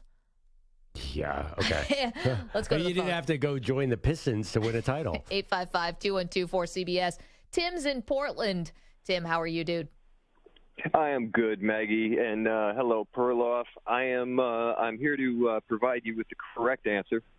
Okay. And I am coming down on the side of Maggie Gray. It is LeBron James. That's the answer here. couple of things I wanted to bring up. I think that athletic achievement exists on a continuum. So I think that I was born in 1970, so I came into the NBA viewing when Dr. J was the man, Sure. and I think that Bird and Magic outdid Dr. Chapstick, and I think that Jordan was better than Bird and Magic. I actually think that Kobe was better than Jordan. I think your argument about him being a facsimile is totally correct, so I won't even stop on that. But I do think that LeBron is better than Kobe and better than Jordan. I just think he's a more well-rounded player. He's capable of more things. And I think that Maggie's point about LeBron's spearheading of, for lack of a better term, player empowerment tips the scales in LeBron's favor. And I would like to say one final thing. Go ahead. That in determining the greatest of all time, the term GOAT, by the way, the term GOAT has got to be retired. I know. I'm so with you there, Tim. That's something that we can all agree on. Jordan, LeBron, both sides of the aisle. Do we need, Congress to get involved like they have with NIL? Well, we got to get this out of here. The problem with GOAT is greatest of all time. So as soon as they introduce multiple, there's 6 GOATs in the room. Yeah. I mean, it's got to be one person. Yeah, Remember when GOAT used to mean the bad thing? It was like the person was the GOAT when they messed Bill up. Buckner was the GOAT for screwing up the World Series. Yeah, that seems like a long time ago. Okay, I admit Tim had some good points, but immediately Kobe was not better than Jordan. And LeBron is not better than Jordan either. There's no way. Kobe better than Jordan? What are you talking about? Nick is in Portland, Oregon. Hey, Nick. Hey, how's it going, guys? Thanks for taking my call. You got it. First off, Maggie, it's not looking good for you this week. Perloff's really giving it to you. Nick, tell me about it. When the cameraman zooms in on the losing coach at the Super Bowl, and he's patting his guys on the back right before they lose, that's you on Friday. Anyway, a little point toward Jordan's legacy, what Perloff was saying earlier with the number 23. At the height of his popularity and in his prime, David Beckham wore 23 for Real Madrid in admiration of Jordan when he previously wore number 7. And then a lot of soccer players started wearing 23 after Beckham did. So. Interesting. Wow. All right, Nick, you enlightened us there today. And yes, I'm like, there's a boxing term, when you're fighting in a phone booth. Yeah. I feel like fighting a phone booth a little more back against the ropes on this one. We're going to have our friend Bonnie Bernstein call in to do the interview for the losing coach. But wait. I'm the Roy Williams. Yeah, you're the Roy Williams. I don't want to be Roy. You know what's interesting about that 23? You know who else wore 23 in honor of Michael Jordan? Oh, yeah. LeBron James. Yeah. And he was in high school, so don't tell me that was Bill Russell. That was Jordan. But you know what? Have you talked to a younger player who wears 23? They think it's for LeBron. Who wears 23 now? No, but I used to cover high school sports. Yeah. And this is when LeBron was in his peak. I'm like, oh, you wear 23. It's yeah, I'm a big LeBron fan. I'm like, wow. Get out of here. How can I make that up? I don't believe that. It's true. Have them call in because everyone else who's calling in doesn't seem to feel that way. Little Billy who was playing lacrosse. Caleb Williams and Oscar De La Hoya didn't agree with that. So here's one for you. Because I'm generous, I'm going to give one to you. Oh, thanks. Julian Edelman. Jack, if we can get this cut too. Julian Edelman was talking on the New Heights podcast. So that's the Kelsey Brothers podcast. And he told a story about after Tom Brady won his 3rd title and Edelman joined the team, a conversation they had. It was 2014, right before the season. We just lost an AFC championship to Denver. We started training in February, and he had the location of the Super Bowl on his whiteboard in his gym. I was naive at it. What is this? It's we're going to be playing the last game of the year, bro. I go, I'm going to help you catch Montana. Because this is when he only had 3. Yeah. He looked at me dead in the face. He goes, I ain't catching Montana. I'm going for Jordan. Ooh. And the did it. He did it. That's crazy. Surpassed him.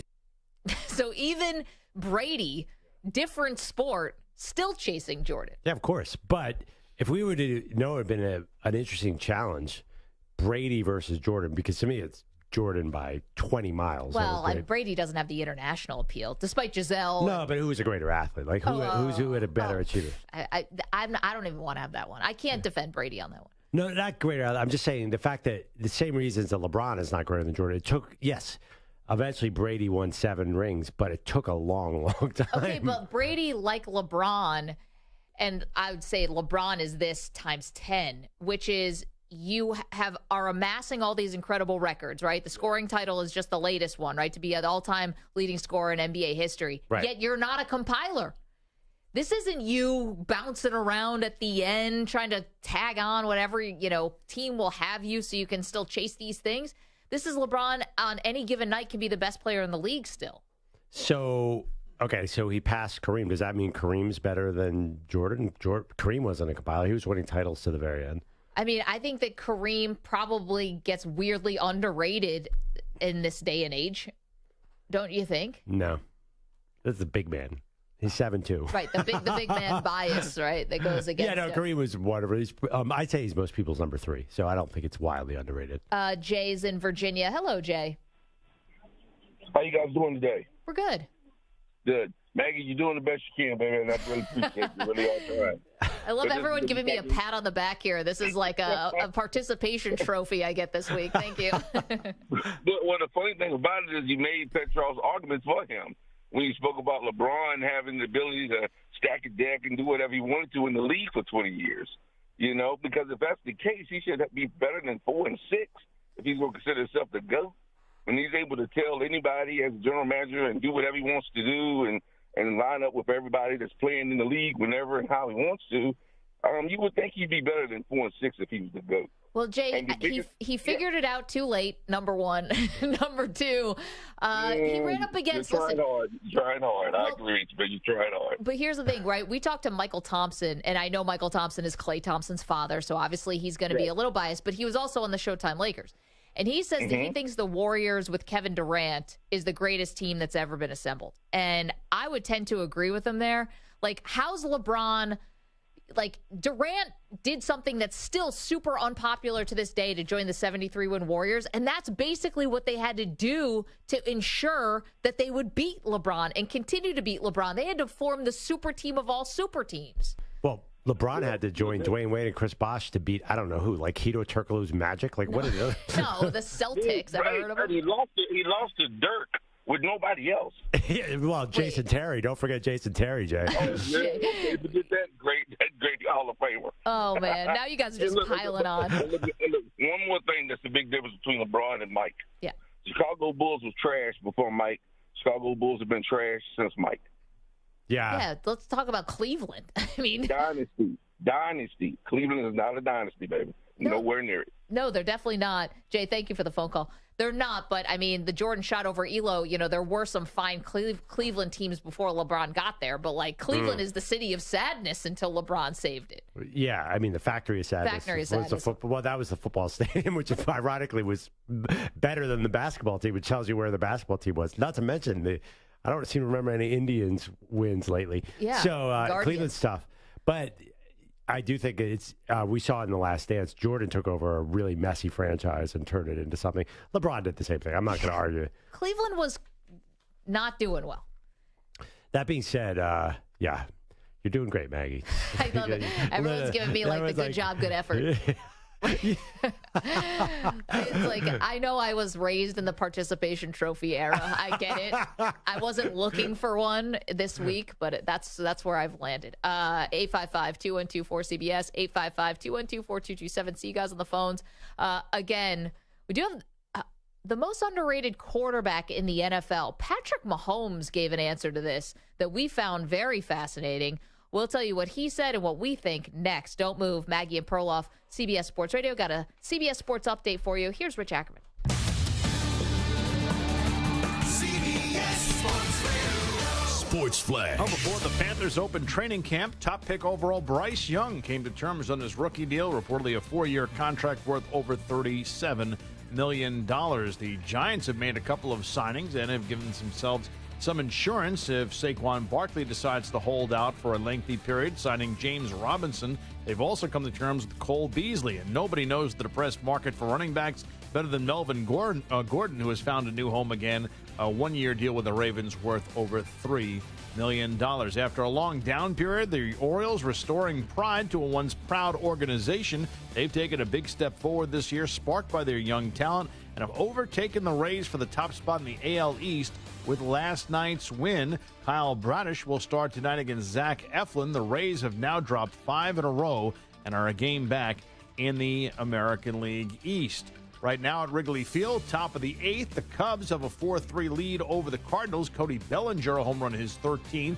Brian Harman is your second-round leader at the British Open at 10 under par, 5 shots better than Tommy Fleetwood. I'm Rich Ackerman. You're listening to CBS Sports Radio, 24 hours a day, 7 days a week, all live, all the time. CBS Sports Radio.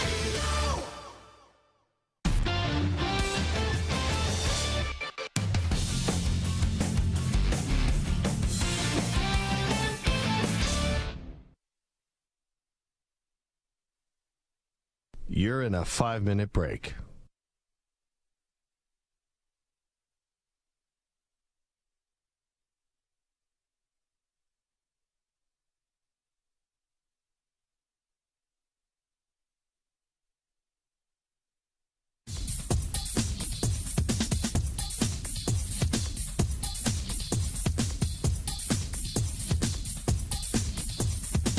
Four minutes, 30 seconds remaining.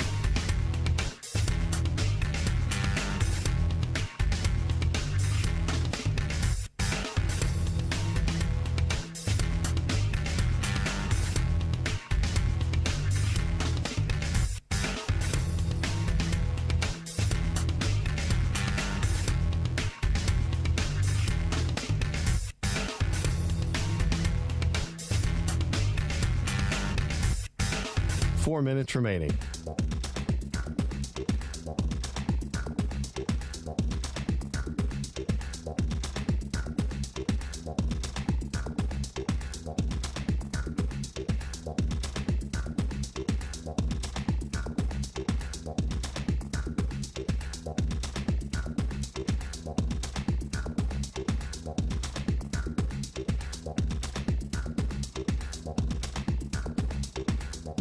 Three minutes, 30 seconds remaining.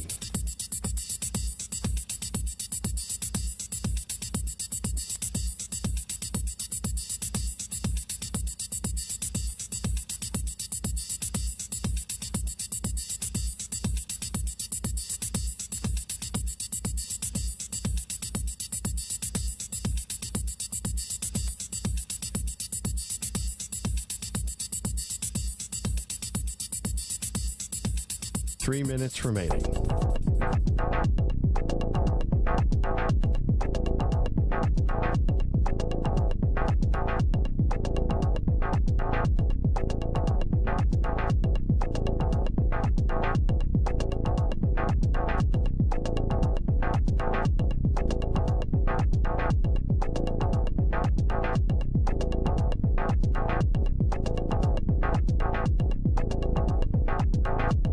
Two minutes, 30 seconds remaining.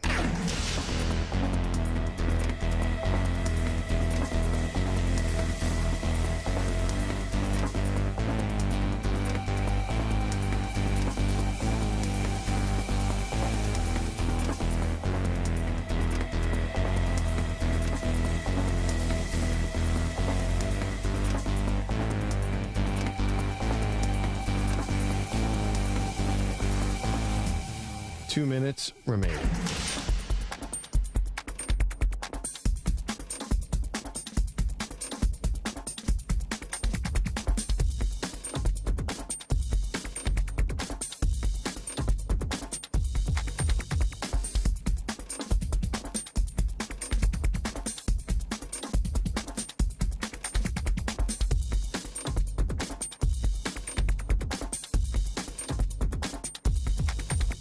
One minute, 30 seconds remaining.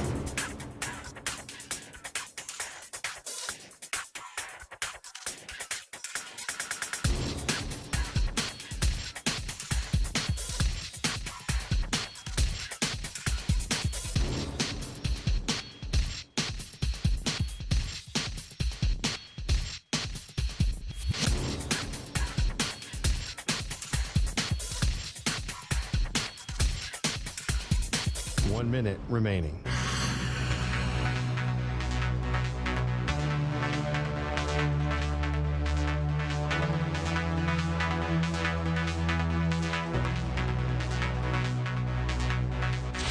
45 seconds remaining.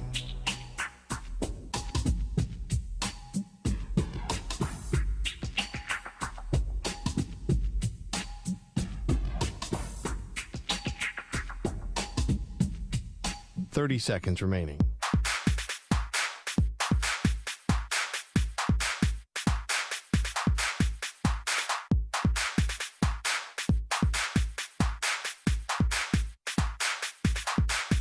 Fifteen seconds.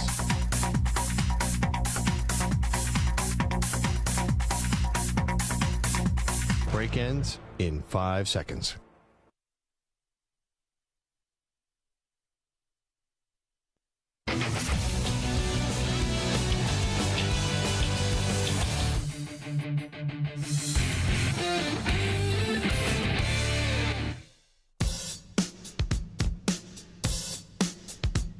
Time to answer our Ask the Pros question of the day, brought to you by O'Reilly Auto Parts. Today's question comes from Tank in Nashville. Did you see what Vols coach Josh Heupel said is the real UT? Oh, very interesting. You can submit a question by tweeting it at CBS Sports Radio or at Maggie and Pearl using the hashtag Ask the Pros. Think O'Reilly Auto Parts for all your car care needs. Get guaranteed low prices and excellent customer service from the professional parts people at O'Reilly Auto Parts. So Tennessee coach Josh Heupel at SEC Media Days says something very interesting, Maggie. I don't know exactly how this came up, but he's claiming, we have the sound, pardon me. Claiming interesting things about who the real UT is. With Texas coming into the league now, which school has the real claim to being able to call itself UT? There's only one real UT, one right shade of orange. I mean, I appreciate what Coach is saying there, and I wouldn't expect him to say anything else, but does anyone really think the real UT is Tennessee? It's Texas. Yeah, I mean, UT is Texas. Tennessee is UT, too. No, I know they're UT, but they're Tennessee. Yeah. There's actually two oranges because there's Syracuse as well, Yeah, but that's it's a true. slightly different shade of orange. And actually, Texas is close to orange, too. What are they called? Burnt orange. Burnt orange. Yeah, no, I disagree with that. This is like calling USC, like the real USC is South Carolina. Yeah. No one says that. USC is Southern Cal. But South Carolina is USC. I know too. they are USC, but nobody calls them that. Is there anyone where it's split down the middle where it could be one or the other? Sam's just trying to claim his alma mater, I believe. Yeah, you said BU, and BU, that Boston University stakes a claim over Baylor University. And actually, I agree with that. BU is Boston 100%. University. Or, I mean, maybe Buffalo. You know, maybe no, it's University of Buffalo. It's then UB. never mind. Forget about that. Yeah. Yeah, BU all the way. Go Terriers. Forget about the... That might be a Northeast Bears. thing. I don't know. We're on all over the country. That could be our Northeast bias there on BU. I mean, I have a significant bias, and I'm sure globally and nationally, Baylor is the one. But yeah, let's go Terriers. I think that they're at least close. So the Baylor, their weekly newsletter for freshmen is called What's New BU. What do you guys have? Terriers? We have the Sucks to BU paper. I don't know. I don't read. I never read a paper. That's why you went to BU. I'm just I mean, everyone Hey, knows now. that. If I say BC, everyone knows I'm talking about the University of British Columbia, right? One of the finest Western Canadian universities. Of course, UK is either Kentucky or Maggie. You said it before. Yeah, the United Kingdom. Yeah, there you go. Honestly, I think in Kentucky, I bet UK is definitely Kentucky, not the United Kingdom. Well, when I hear USA, I mean, like, oh, we're talking about the University of San Antonio, which actually is UTSA, but whatever. Good try, good effort, Coach. But I think UT is going to be Texas for most of us. Although I got to be honest, Josh Heupel's got me a little fired up there. I like this. Like, we're not going to seed UT to these Longhorns. And the truth is, Texas might have a rude awakening when they come to the SEC in many ways. So maybe UT will be Tennessee in 5 years. This one was interesting from Patrick Mahomes. So he was asked while doing some press, I think, for this quarterback series on Netflix, which I made it through, by the way. I watched the last episode last night. Guess what? The Chiefs won the Super Bowl. Yeah. I remember that. Anyway, here was Mahomes when he was asked, and I think Mariota makes an appearance in this too. Mahomes was asked, who's the most underrated quarterback in the NFL? You look at Kirk over here, man. Wins every year, puts up great stats. Did it in Washington, does it in Minnesota. Talk to any other quarterbacks in the league, they're going to say the same thing. I agree with that. I've been in a few systems and a few coaches, and a lot of the tape that we'd watch was of Kirk. All right, that sounds like a lie. The reason why Kirk Cousins doesn't get a lot of credit, I think, from the NFL sort of fans at large is because of 1-4. And that's the postseason record. Wait, was Kirk in the room when they said this? Yeah. Oh, well, come on. Yeah, so I think the 1-4 playoff record is really what's holding Cousins back. And he even says it in the documentary. He's like, this is the only thing I'm being judged on now is the postseason. I think there are a couple things. I think he's also judged physically. You see Josh Allen. You see Mahomes. Then even in the documentary, I noticed, I'm like, wow, Kirk Cousins is sort of kind of an average size guy, not a huge body, not a huge arm. So I think that if he was bigger, if he was 6'5" and thick, I think we would think Kirk Cousins is better. It's just because he's so unassuming looking. I think that's part of it. Well, okay, but let's talk about other guys who are underrated. I think Jared Goff is probably underrated. I mean, he had this great season last year, and he's 6'5" and is a former number 1 overall pick. Did you think he was underrated 2 years ago? No, I thought he stunk 2 years ago. But Jared Goff was the number 1 pick and almost won. It was an MVP contention. It's a little different. You know who turns out is probably underrated this whole time? Might have been Geno. If Geno has another good season this year with the Seahawks, then maybe it turns out we were underrating Geno Smith the whole time. But you can't answer that question, who's the most underrated quarterback in the NFL. I think that person needs to do it for a while before you. If Mahomes had said Geno Smith, that wouldn't have worked for some reason. Geno's got to do it another year. Yeah, it's like and he's even been then, slept but then on. he won't be underrated though, because why would we underrate him if he did another year? How about Bailey Zappi? He's pretty underrated. Yeah, Bailey Zappi. What'd you say? You're Zappy curious? Yeah, it's like a sexual orientation. That's Derek Carr. I think Derek Carr would have been the answer for some people because he put up big numbers, but it was still a very polarizing quarterback. No postseason success. Yeah. Remember what we called him? The Bermuda Triangle quarterback evaluation. He called him. We still call him that. He's hard to figure out. Yeah, I'm trying to think of some. I mean, Lamar might be a little bit, despite the MVP. Or you could call him overrated. Yeah, he doesn't have a lot of postseason success either. But let's see this year with Lamar. I mean, what's his career high in passing? Well, not that high. But add in the 1,000 yards rushing, and it adds up to something pretty special. But I think, Justin Fields just ran for 1,500 yards. Yep. It's confusing. I see what you're saying about Lamar being. This is the year. I mean, honestly, not to jump ahead, that's my number 1 storyline for the year. How is Lamar Jackson going to be now that he has some receivers and offensive coordinator? That's your number 1 storyline? Number 1. No. Yeah, definitely. Rodgers and the Jets has got to be the number 1 storyline. No. You're already sick of that. I'm beyond sick of that. Aren't you dying to know? And also, honestly, I think Baltimore is so interesting because they're a real Super Bowl contender. So are the Jets. They're about the same. Aren't you dying to know what Lamar's going to look like with a new offensive coordinator and not that Greg Roman stuff? Yeah, I am dying to know, but I can't say that's my number 1 thing that I'm looking forward to going into the season. The Jets have this sole Super Bowl or bust thing. The Ravens don't have Super Bowl or bust. I mean, Lamar got his money. We expect that they're going to be, a playoff team and in contention, but no one's looking at the Ravens like, you guys better win this year. This whole thing's a failure. They better win a playoff game. I mean, Lamar just got That's different paid. than winning the Super Bowl. Yeah, I feel like the Jets are definitely interesting. They're probably the most common number 1, but I think people are going to be sick of the Jets by the time they actually hit the field. They're going to be like, oh my God, all this hype. Then they lose 24-19 to Buffalo. And what were we doing all offseason? Can we do a little WTF Aaron Rodgers? Got a second, right? Okay, let's go. What the is Aaron Rodgers up to today?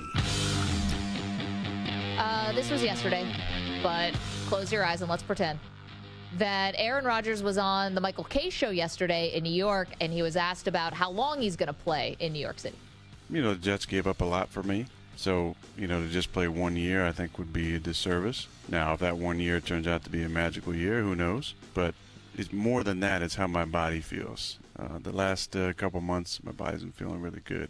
Now, talk to me in 3-4 months. We'll see how it feels. But the way I feel now, I think I could play a number of years. There you go. So Rodgers, not just in this for 1 year, unless he said it's a magical year, in which case then Jets fans won't care. Back to back, baby. I'm already looking at 2. Forget about 1. I want 2 now. I want to, just to be clear, wasn't Aaron Rodgers spending the last 3 years talking about retiring and now he wants to play multiple years? He's reinvigorated. It's almost as if he says he didn't care anymore, and now he cares again. Yeah, it's almost as if he says random stuff all the time and then just completely goes against it later on. I don't care. This is something for the Jets to hold on to. Yeah, I don't care what he says. Ask at the end of the year, Aaron, what's going on. If it doesn't go well, oh, my God, there's no way he maintained. He said it himself. I'm feeling really good right now. You know how it goes throughout season.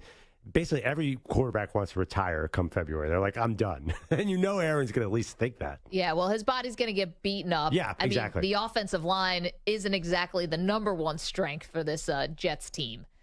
That's so funny. I don't think the Jets are far and away the most compelling storyline this year. I know they're new, Aaron Rodgers is new, but I think a lot of people are really curious about the Cowboys. I think a lot of people are curious about the Ravens. Really curious, can the Chiefs defend? I think the Jets is a big deal. Denver Broncos. Yeah, Sean Payton and Russ. Actually, that's probably the most undercovered story. Sean Payton's taking over the Denver Broncos. I know.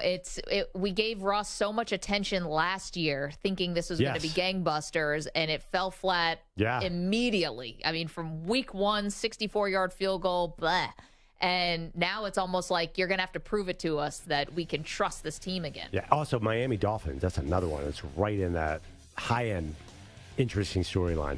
Coming up, won a national championship with the USC Trojans. LenDale White is going to join us. He's got the Smash and Dash podcast with Chris Johnson. Pretty cool. We'll talk to him next. Don't move. Maggie, Perloff, CBS Sports Radio.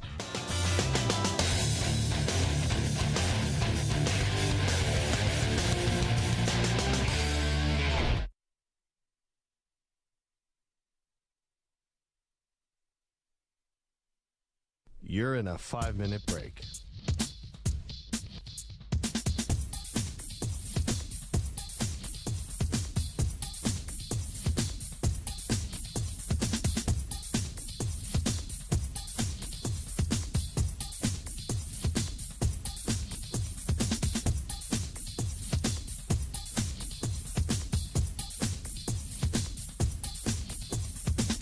Four minutes, 30 seconds remaining.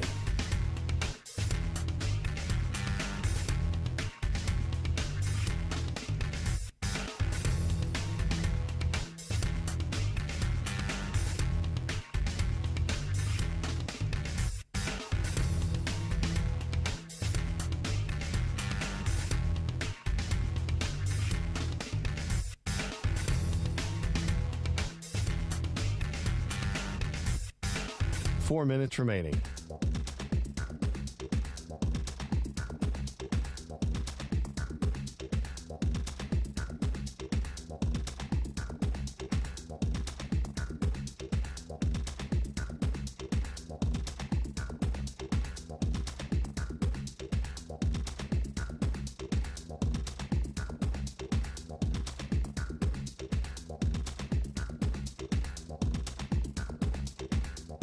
Three minutes, 30 seconds remaining.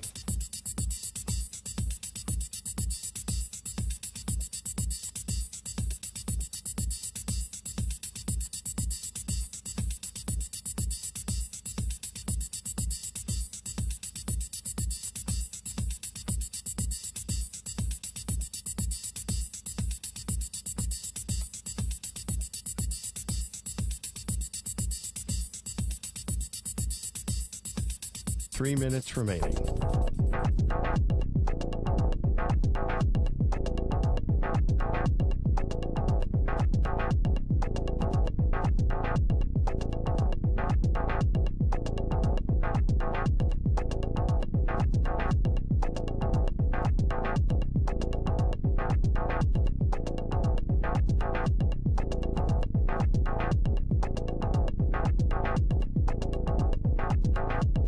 Two minutes, 30 seconds remaining.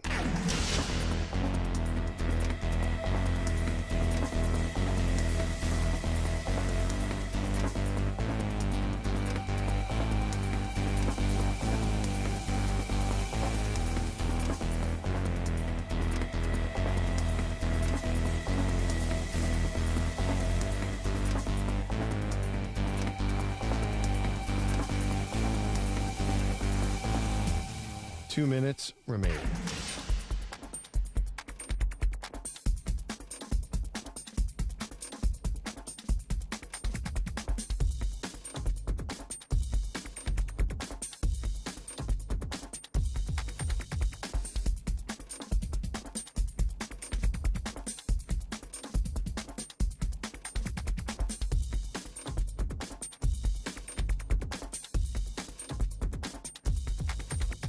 1 minute, 30 seconds remaining.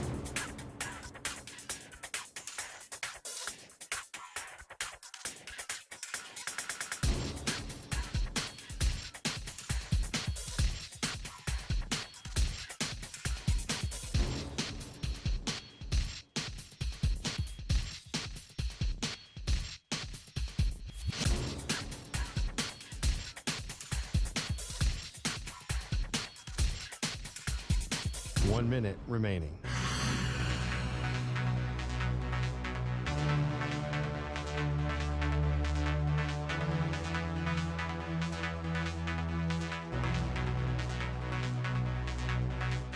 $45 seconds remaining.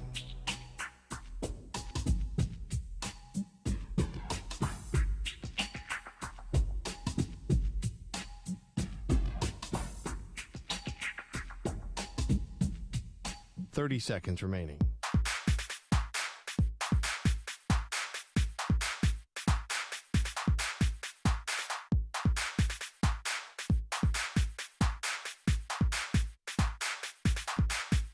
$15 seconds.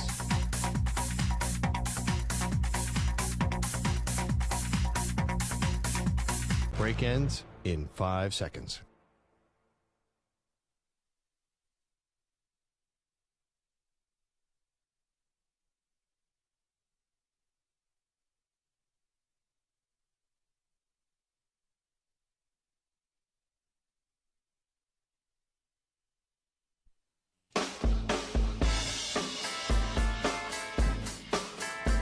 Anybody have the financial security that they can do the right thing in that case? Because it's not the wrong thing to keep the ball. That's what most of us would do. Am I being totally doing the weak right here? thing is like, going to a soup kitchen or donating to charity. Giving a souvenir to a soon-to-be multimillionaire is not the right thing. I don't know if it's necessarily the right thing to do to give it back, because if I'm in your shoes, I might keep it. I wouldn't feel good about it. I don't know. 13-year-old Mike Samter is absolutely giving that ball to Derek Jeter or whoever. 40-whatever-year-old Samter. There's You got a bills to mortgage, pay. yeah. You have responsibilities. You've got kids. Then what are you doing at a Reds game on a Wednesday night? You got all these responsibilities and all these bills to pay.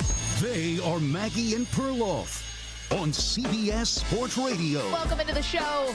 Maggie and Perloff on this Friday, hanging out with you. It's been a crazy guest list so far in the show. If you missed any part of it, you can always download the podcast. Oscar de la Hoya on the show said those infamous photos of him in the fishnet stockings from all those years ago, he said he can laugh at them now. He's got a new documentary out about his life. We asked, when did you start laughing about those? And he said, about a month ago.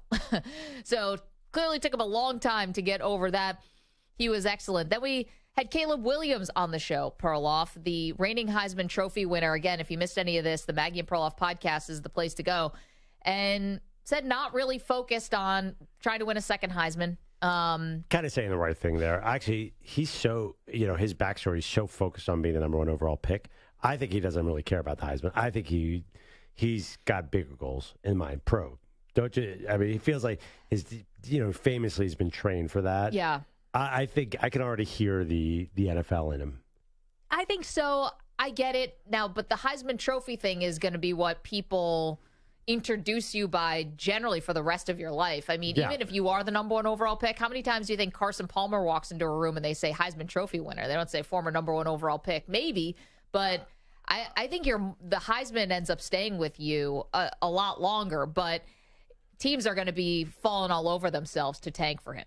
Well, Caleb Williams, though, has talked about my goal was to be the number one overall pick. So I don't know. I was surprised by his Heisman answer. It sounded to me like, that's nice. This award? Yeah. No, he appreciates it. I think it's a hard thing to set out to accomplish a second time, because you know how Heisman voting goes. Yeah, because there's going to be 5 quarterbacks with 42 touchdowns. You could pick any of them. Totally, especially the Pac-12, which is like quarterback crazy this year, which, by the way, we screwed up. Can we acknowledge that we may have screwed this up? How's that? I think we screwed this up because when SEC media days were going on, we decided to do the SEC quarterback snake draft. So now we all have 4 SEC quarterbacks. We're going to play fantasy football all year long.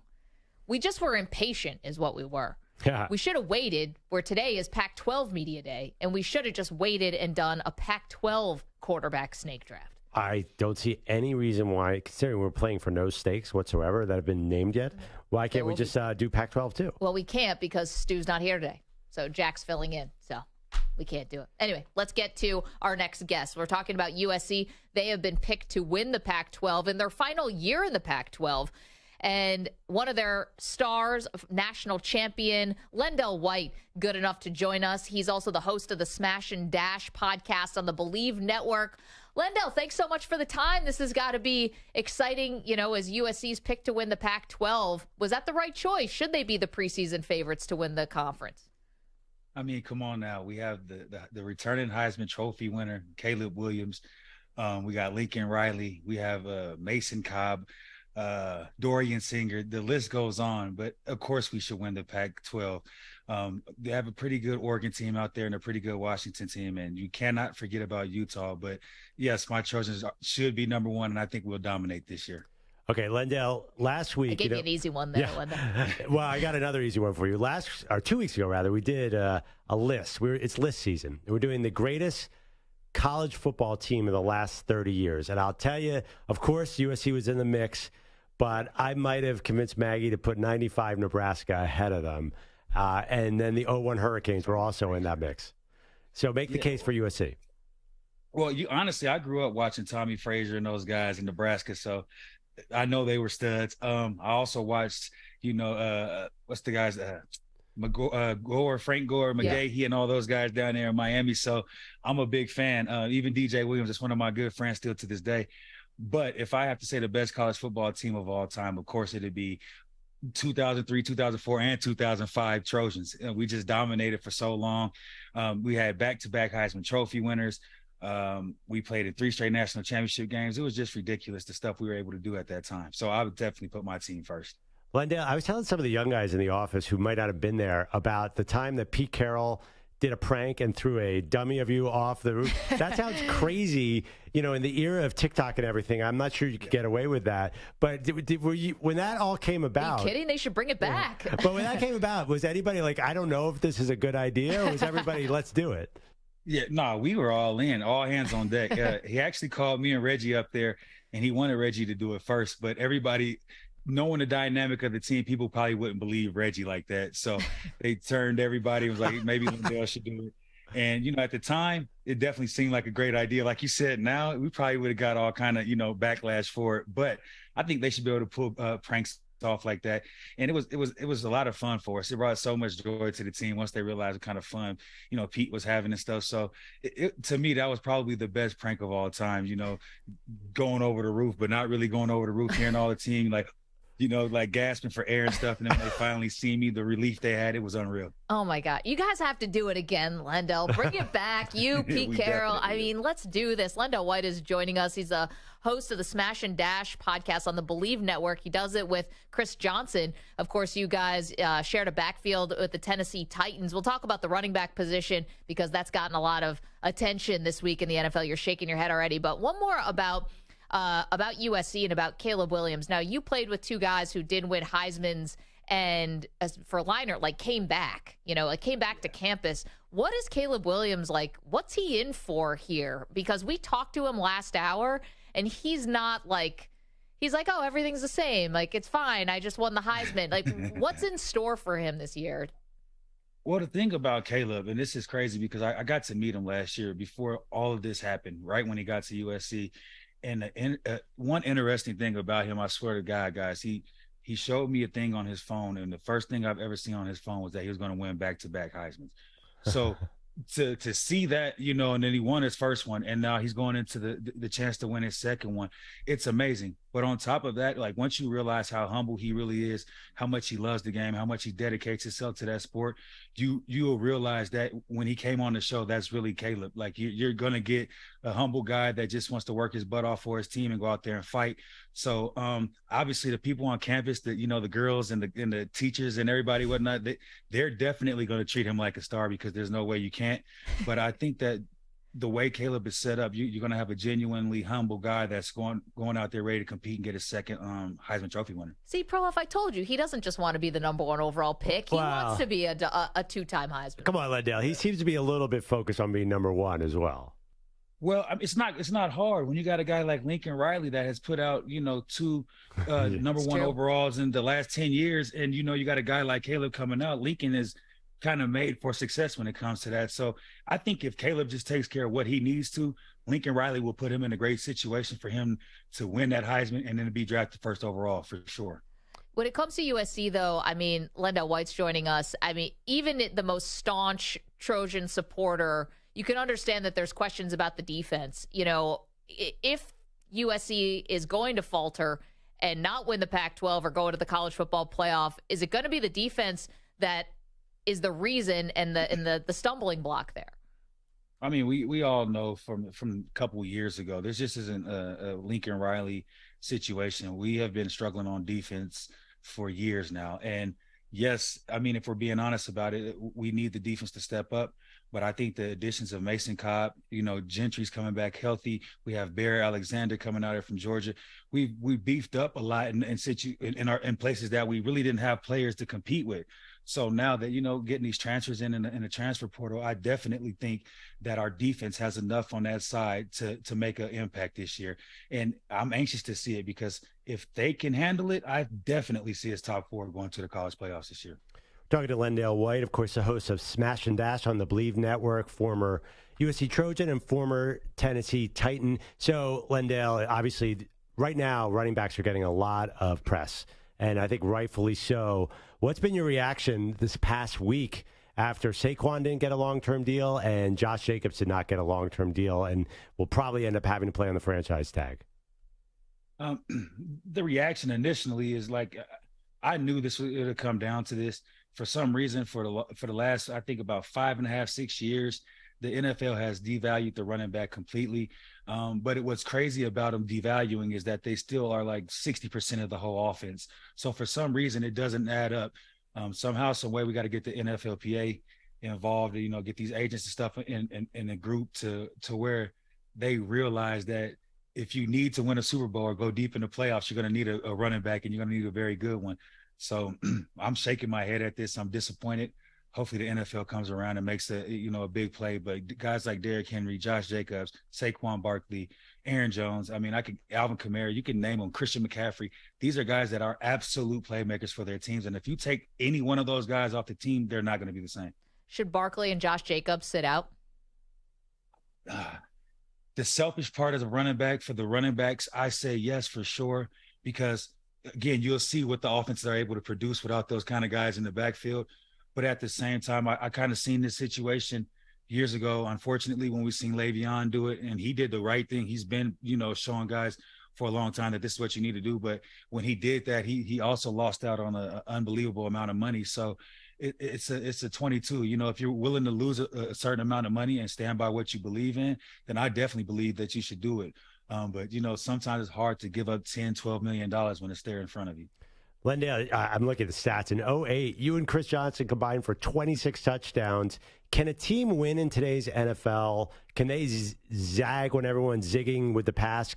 Can we get an old school run team? I know the Titans have done that to some extent with Derrick Henry, but they haven't won a Super Bowl. Can you imagine a Super Bowl winner that is really primarily focused on the run game? Well, if you think about it, think back to the Patriots run a couple of years ago, or even the Tampa Bay's run. When they had to seal the game, that's where playoff Lenny came, right? They had given the ball to Leonard Fournette and giving him the ball out the backfield. Sonny Michel down there with the Patriots, he came and had an unbelievable run with the Patriots for that year, sealed the deal for Tom and those guys. So to me, it's like if you just look at the playoff football and understand what it is, it shows you LeGarrette Blount, for those years when he was with the Patriots and then he went up to Philly. Like when you have a guy that can seal the deal at the end of the game, what's the guy's name? Damian Harris. There's so many guys that when you think about it, the receivers aren't making the plays at the end of the game. It's a guy that's going to, with 8 in the box, he's breaking the tackles and he's going to seal it. Like I said, they got to figure out something somehow, some way, because it's going to hurt the NFL if these running backs start holding out for real. Well, now the Titans have DeAndre Hopkins, so that's going to be interesting. We'll see about that. You got to be excited. I mean, got the prayer hands up. We gave up AJ and we got D-Hop, so I'm happy about that. There's been a knock on us when we get older receivers, though, with Tennessee in their 30s. When it was Randy, we had Andre Johnson, we had Julio, and they haven't had success. But I think DeAndre is a different guy and is still in a different prime in his prime right now. So hopefully, we can get the ball to him and he can make big plays. LenDale White, can't tell you how much we appreciate this, LenDale. Obviously, USC, everyone's excited as they are the preseason pick to win the Pac-12. Got to take a listen to the Smash and Dash podcast on the Believe Network. You and Chris Johnson, fantastic stuff. Hope to talk with you again soon, okay? Thank you. I appreciate you guys for having me. UCLA sucks and Notre Dame sucks as well. What a sign-off. What about Utah, LenDale? That's your problem. Yeah, they really stink, and we're coming for you guys this year. You will not get off easy this year. Appreciate it. Yeah, I love it. Thank you. Fight on. Can we just have that, like, every time you sign off and I sign off and be like, all right, that's Andrew Perloff. Dallas sucks. Giants suck. Well, should I go with my college rivalry?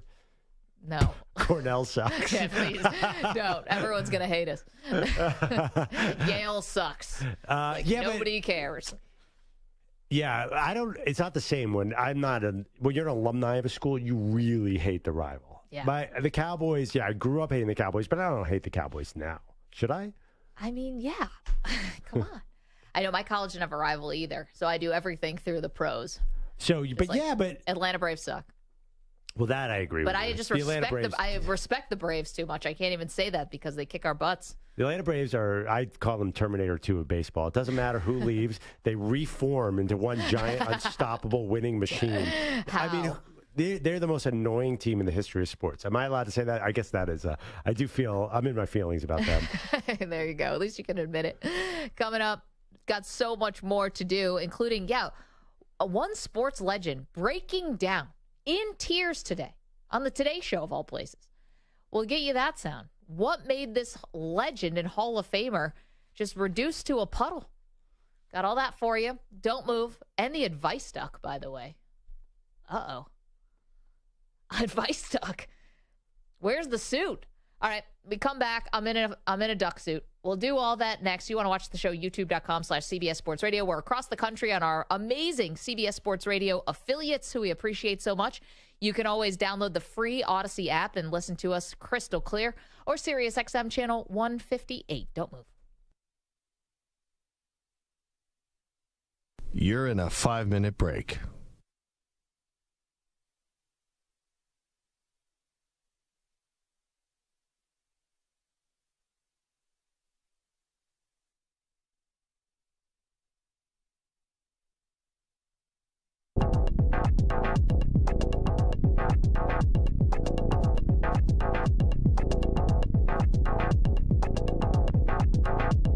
Four minutes, 30 seconds remaining.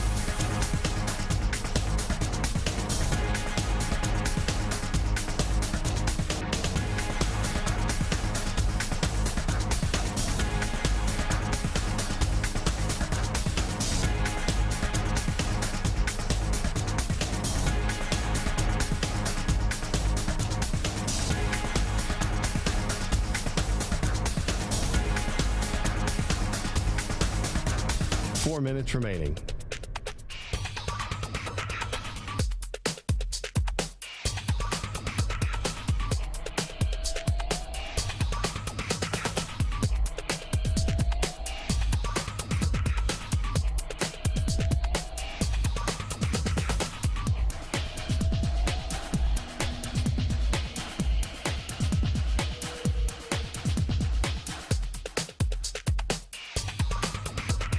Three minutes, 30 seconds remaining.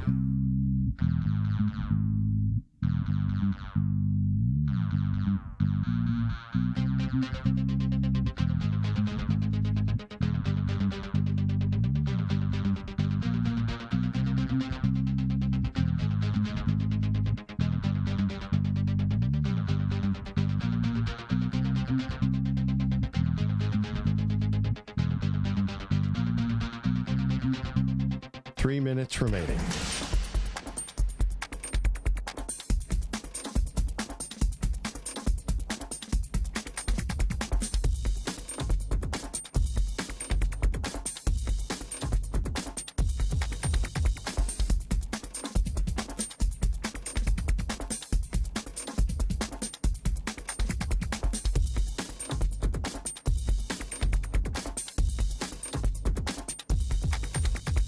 2 minutes, 30 seconds remaining.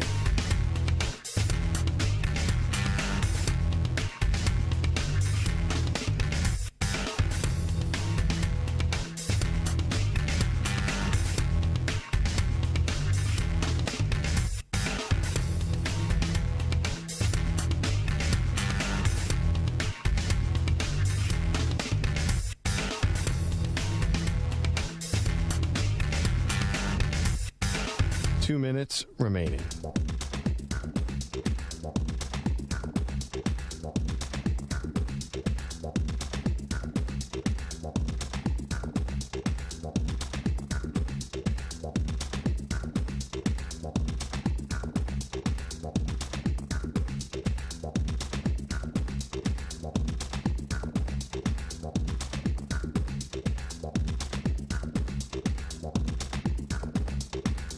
One minute, 30 seconds remaining.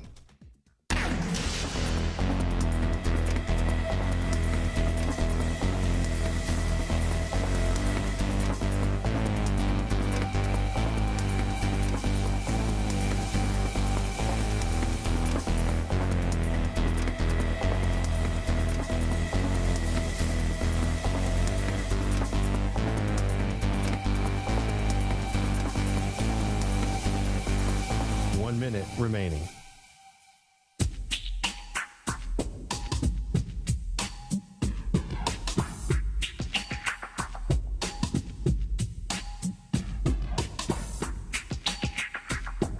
.45 seconds remaining.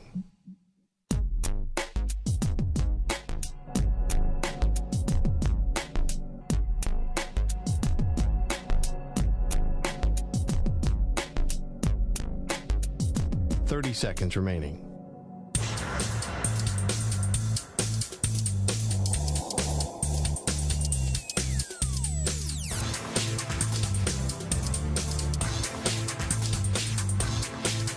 .15 seconds.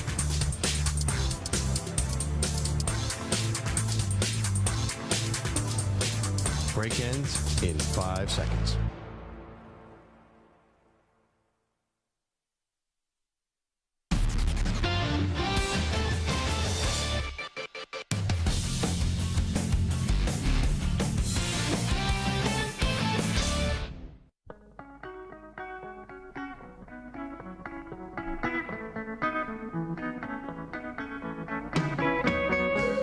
Back on Maggie and Perloff, and it is that time of week.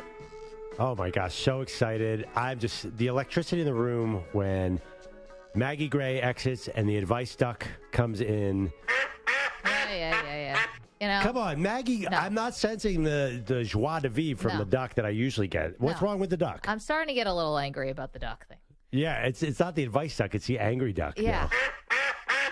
The next thing you're going to see is the advice duck with a bottle of bourbon smoking a pack of Marlboros, because the advice duck is starting to get a little ticked off. What's wrong with the what's wrong with the advice duck? Well, we're really scraping the bottom of the barrel here with the questions. First of all, I don't know if there's a God. I'm not answering that one. Secondly, what I get this time, I got Dear Advice Duck, how do I get out of, I want to cancel plans, but I don't want to blame it on someone of my family being sick. I don't know. That's what everybody does. I'm not sure. Come on, people. I need some better questions. I need to be inspired a little bit. Actually, I would advise people just be honest, because it's the easiest lie to remember. Boo. Yeah, that's it. That was the only question that came in. I was watching. Okay, I'm just gonna throw away my man card and tell you what I was doing last week. Okay. I was watching the Sex and the City show on HBO Max. You're still watching that crap? Anyway, so what's the main character's name? Carrie. Yeah.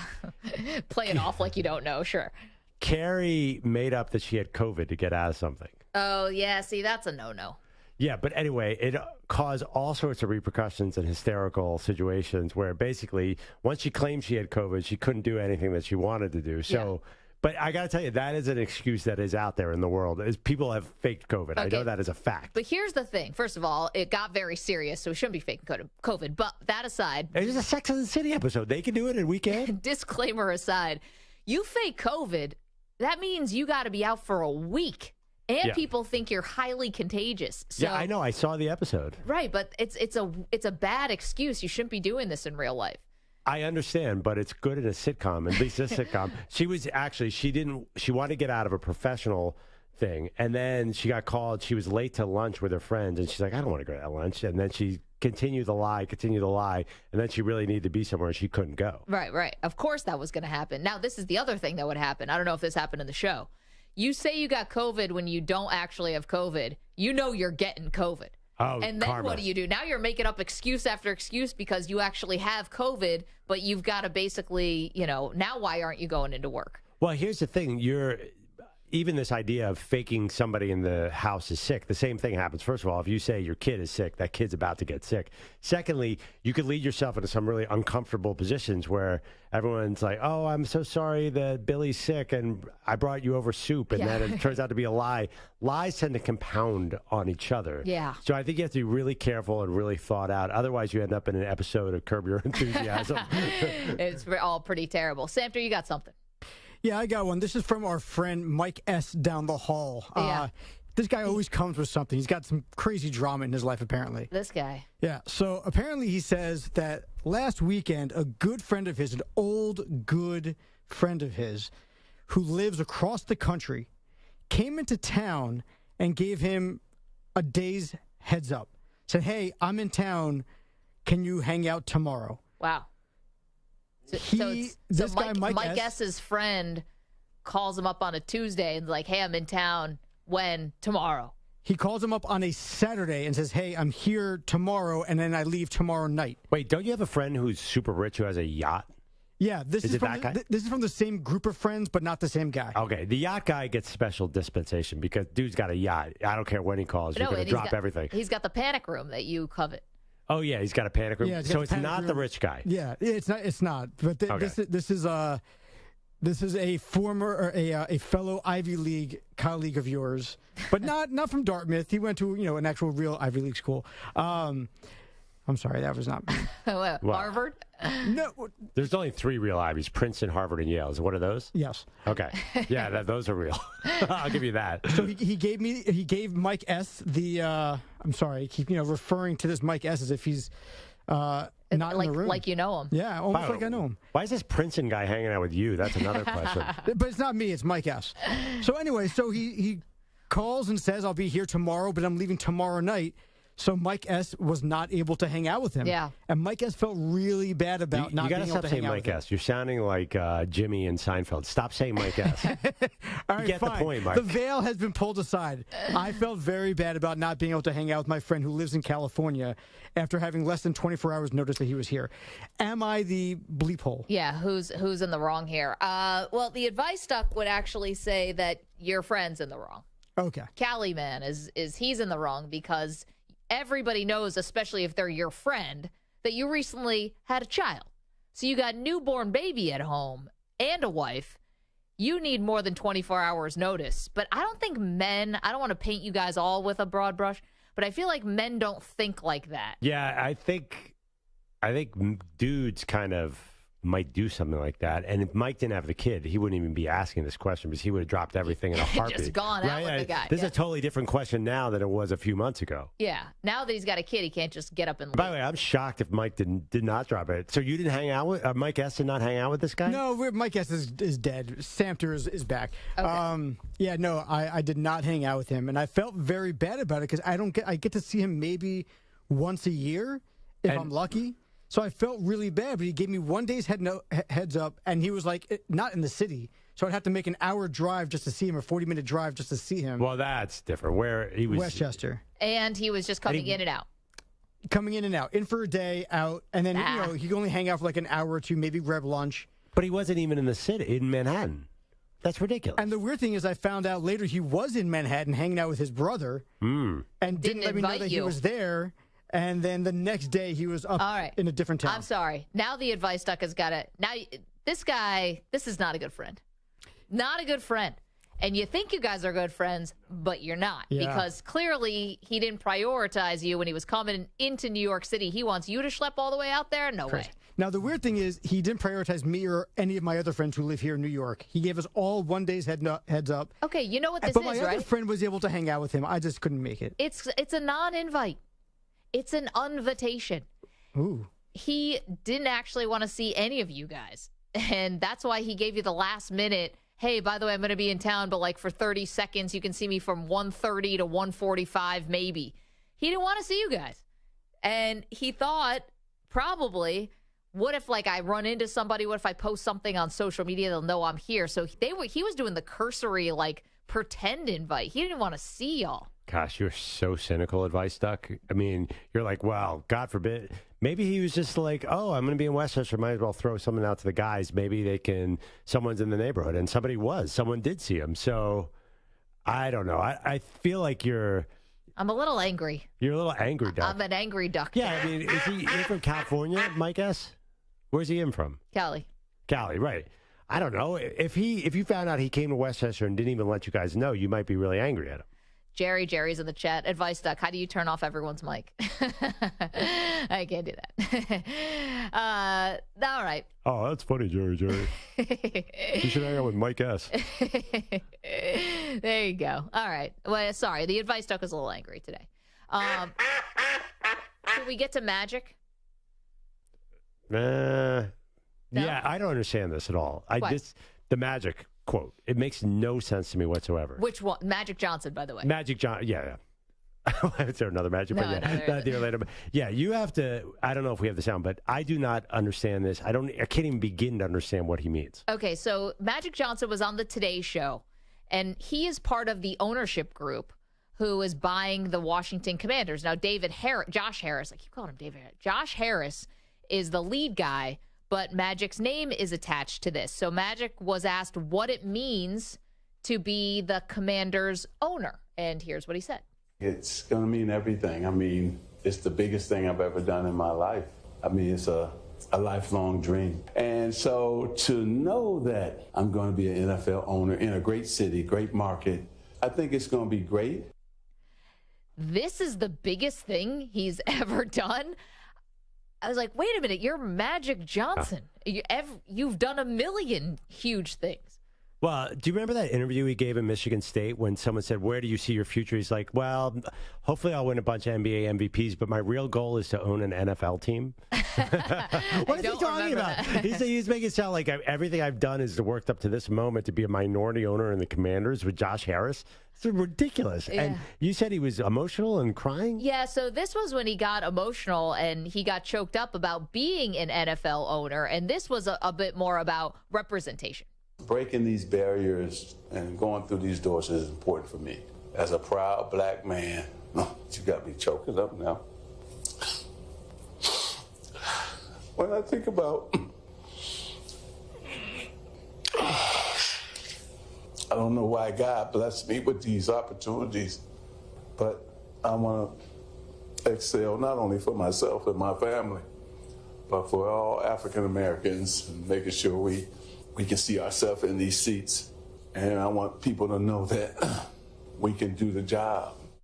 It's amazing. I mean, I think that's real, genuine emotion there, and I understand it. It's just, I don't remember him getting that choked up about being a baseball owner, which he is also one of the part owners of the Dodgers. Something about the NFL, though, like really got to him. I mean, really touched him in a different kind of way. So that was really, really surprising. Magic also talked about whether the Commanders are going to change their name at all. Here's what he said. Is that something that might be reviewed by the new ownership, changing the name from the Commanders to something else? I think, Craig, everything's on the table, right? Especially after this year. We'll see where we are with the name, but I can't say that right now.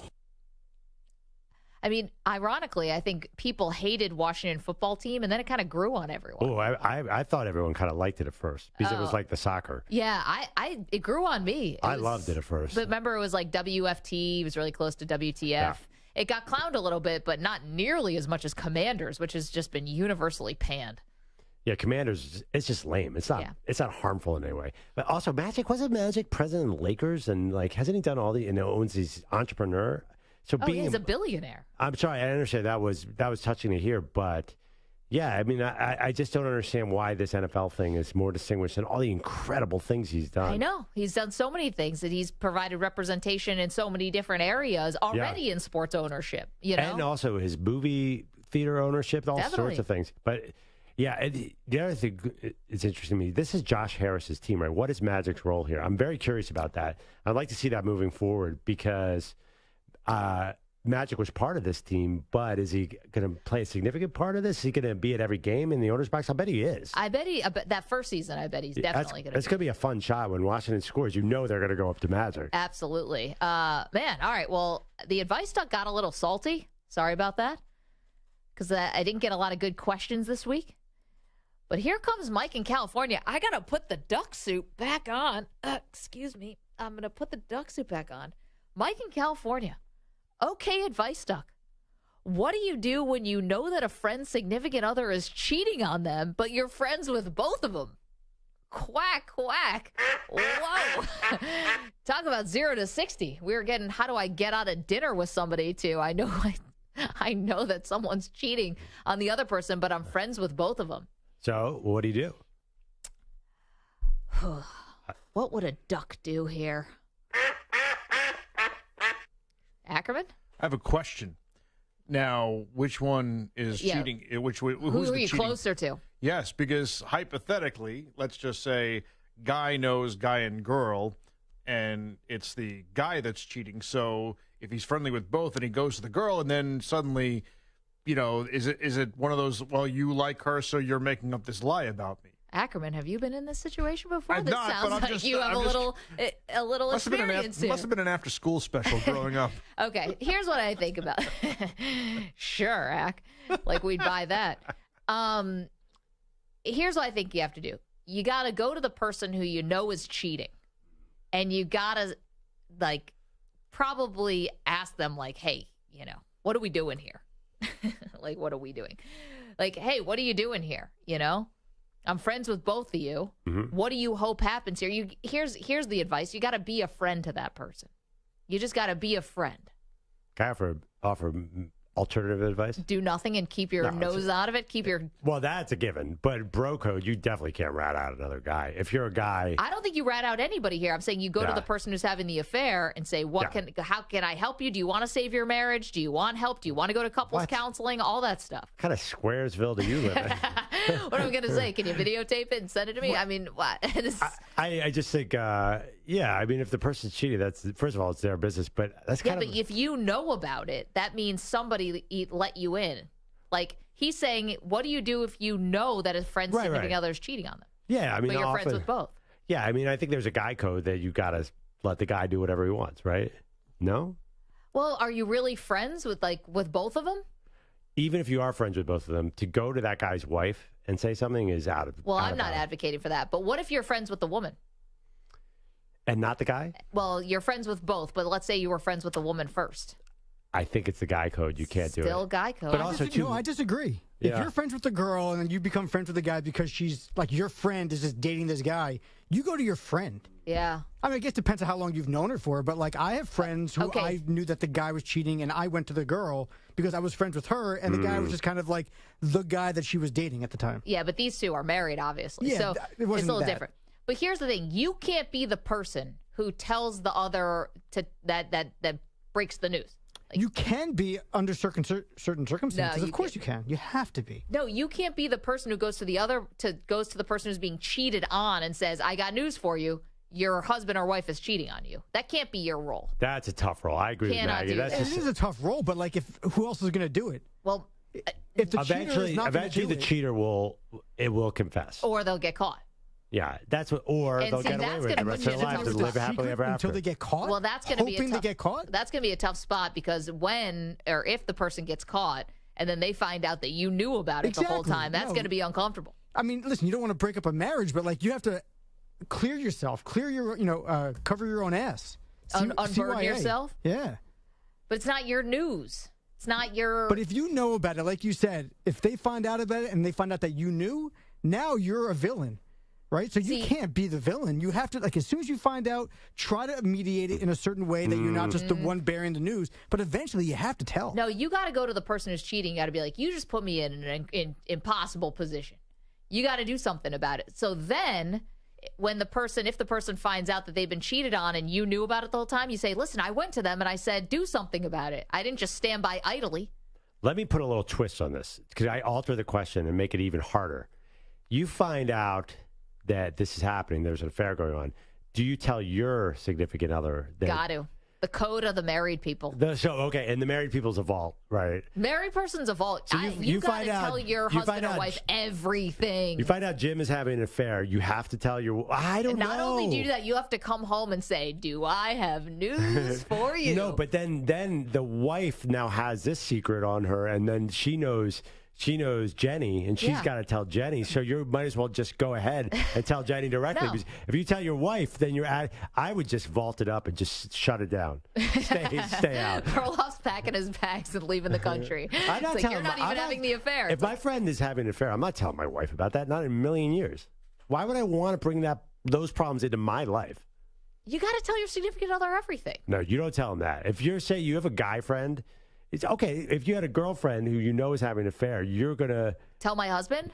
Heck yeah, I am. Oh, I would not do that. It is your anniversary in a couple of days. So. Thank you, Ack, for reminding us. Happy Ackerman doesn't know my birthday, but it was my anniversary. I can get that one. So you guys all have to... not everyone here is married, but I don't know. When it comes to affairs, like you don't... As Mike said, you don't really want to be guilty in this situation. You tell your wife, then the wife has to tell... this is bad. RPC's in the chat said, Michael, I've been there. Let it ride. Maybe I should have just said that. Maybe RPC can be the advice duck next week. Well, that was a doozy. Thank you, Mike in California. I'm back now. Now I feel rejuvenated. Thank you. You saved the show. I always say we can't do the show without the Weedos. And I mean it. Coming up, got so much more for you, including the sound you have not heard today, but you need to. We'll get to that after this CBS Sports Update with Rich Ackerman.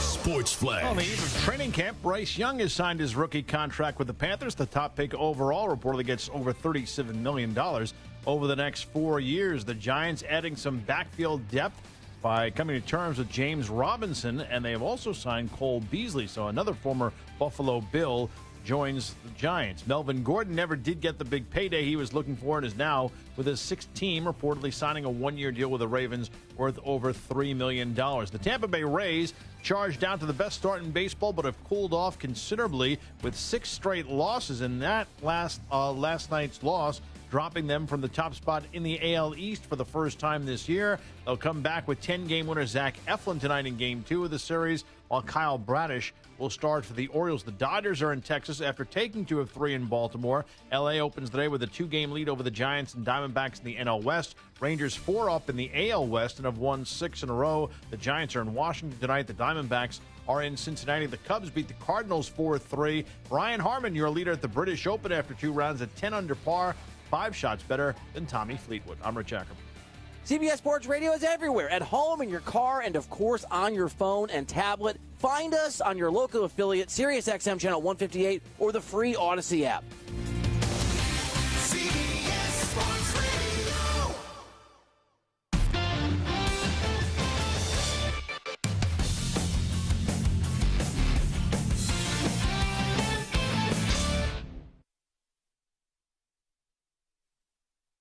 You're in a 5-minute break.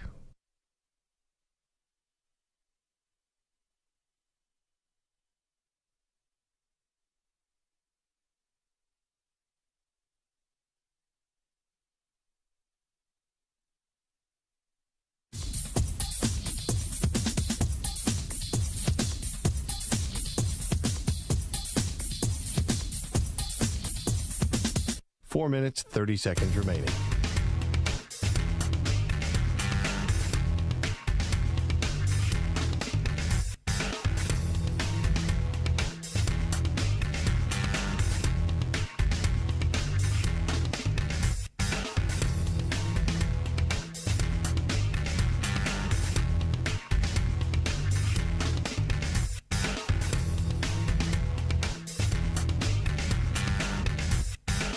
4 minutes remaining.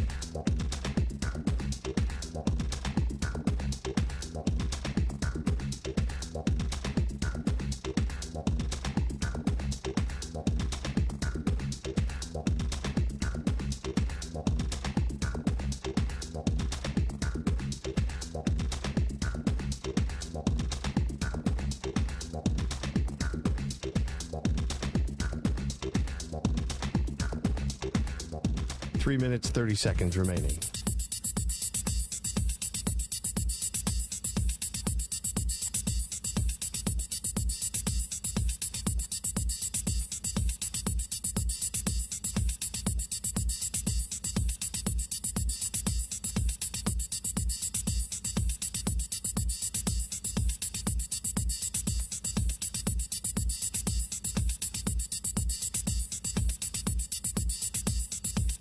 Three minutes remaining.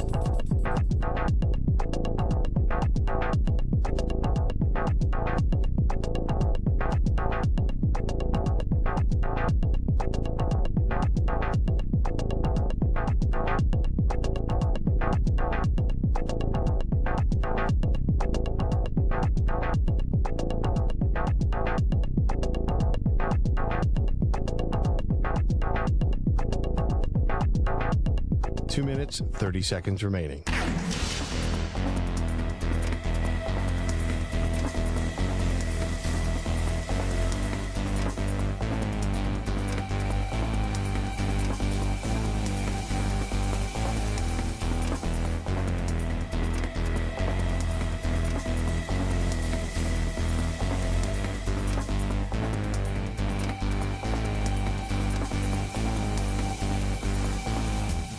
Two minutes remaining.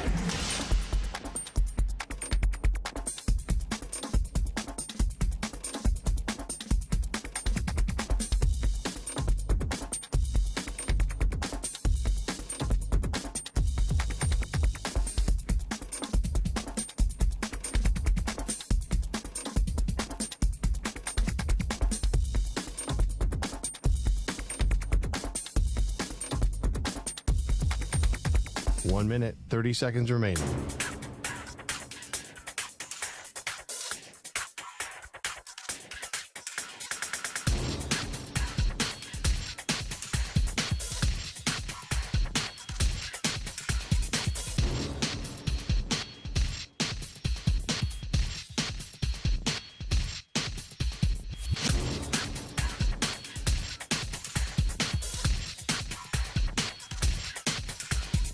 One minute remaining.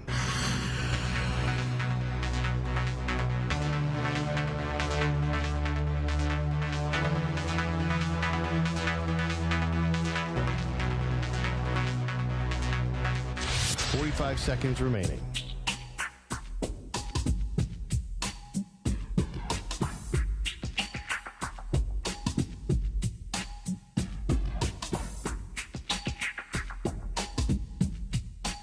Seconds remaining.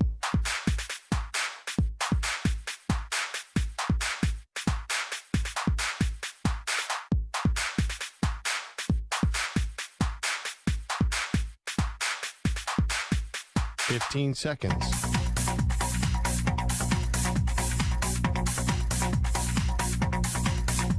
Break ends in 5 seconds.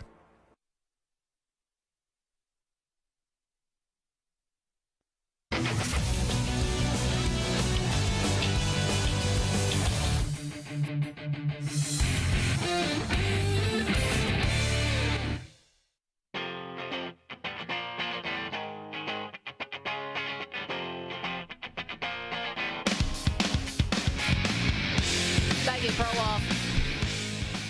On this Friday, let's get to our shot of the day. He shoots! And the shot of the day is brought to you by Casamigos Tequila. Casamigos is brought to you by those who drink it. My weekend will also be brought to you by Casamigos. Today, we talked to the reigning Heisman Trophy winner, Caleb Williams. We asked him whether or not he wants to win 2 Heismans. And then later, we asked LenDale White if Caleb Williams wanted to win 2 Heismans. So here you go. No, I never asked about it. I guess I don't think of it or think about it. Is winning a second one important to you? Is that a goal? I mean, it's a goal. It's one of the trophies that I would say acknowledges that you're the best or one of the best players in the nation. LenDale White, good enough to join us. What is Caleb Williams like? We talked to him last hour, and he's like, oh, everything's the same. Like, it's fine. I just won the Heisman. Like, what's in store for him this year? I got to meet him last year before all of this happened, right when he got to USC. One interesting thing about him, I swear to God, guys, he showed me a thing on his phone, and the first thing I've ever seen on his phone was that he was going to win back-to-back Heismans.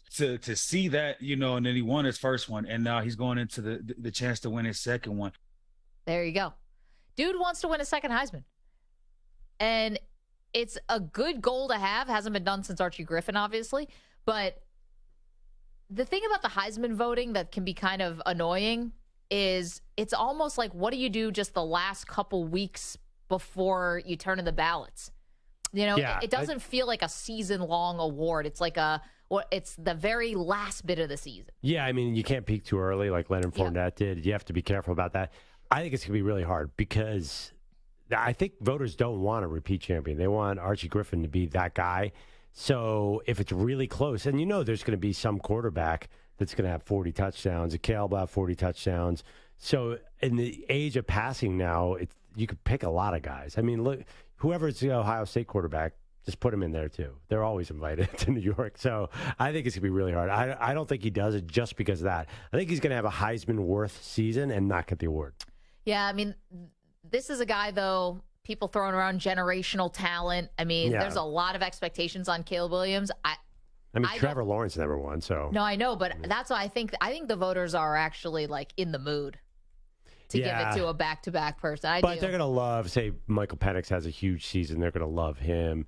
Say LSU goes on an undefeated run. Like, whoever's the best team is the other thing, too. So we will see. I got a futures bet on Carson Beck, Georgia quarterback, because how hard is it to win when you're the Georgia quarterback, Maggie? You could play quarterback for them and go undefeated with that easy schedule. I've got a hell of an arm. Okay, you sent out a tweet earlier. Yeah. You were trying to get feedback on what? Okay, so it's a huge weekend for July. There's a lot going on. Which are you most fired up for, Maggie Gray? Lionel Messi's debut tonight for Miami. The U.S. women's national soccer team, which kicks off tonight and is going to kill it. The British Open, which is being dominated by the fearsome Brian Harman. Sure. Or, I didn't have room. You can only do 4, I guess, on a Twitter poll. Oppenheimer/Barbie, one of the big 2 movies that are coming out today. Okay. So which are you more into? I'm going to say women's national team. Okay. They're playing tonight at 9 o'clock against Vietnam. And it's mostly because I'm not exactly sure how to watch Messi. I'm pretty sure I need some kind of season pass on Apple TV, which, full disclosure, I do not have. So do I want to buy an entire season pass for MLS to watch Messi? And this isn't even an official MLS game. It's a Leagues Cup game where they're playing against a team from the Mexican League, which is actually probably pretty cool. But am I buying the MLS package now? Are you buying the package? No, that sounded weird. I had penciled in that I was going to watch this tonight for sure until you told me it was behind a paywall when I lost all interest. But I think you can make a strong argument for the golf because the women's tournament is going to go into next week where this British Open is an awesome British Open. It's got these, all the crazy pot bunkers. Did you see that the other day? Rory McIlroy basically was hanging upside down on one of his chips. I don't know. So the thing is, we need a run from somebody good. Rory's at -1 right now. Tommy Fleetwood's up there. I find the British Open very, very entertaining because it's such weird golf. So it's almost like miniature golf combined because they're in such unusual spots. So I think you can make a good case for that. But I'll tell you what I'm not picking. What's that? Oppenheimer, Barbie. Yeah, I know. It's too much press. Yeah. It's like they're jamming this thing like 100% all down our throats. And I feel like it's like a doth protest too much, It's like, why are you doing so much press for this? Is there any chance these movies are actually going to be that good? Our buddy Jason Gay with the Wall Street Journal tweeted, I'm going to watch Oppenheimer and Barbie as they were meant to be watched 3 years from now on an airplane.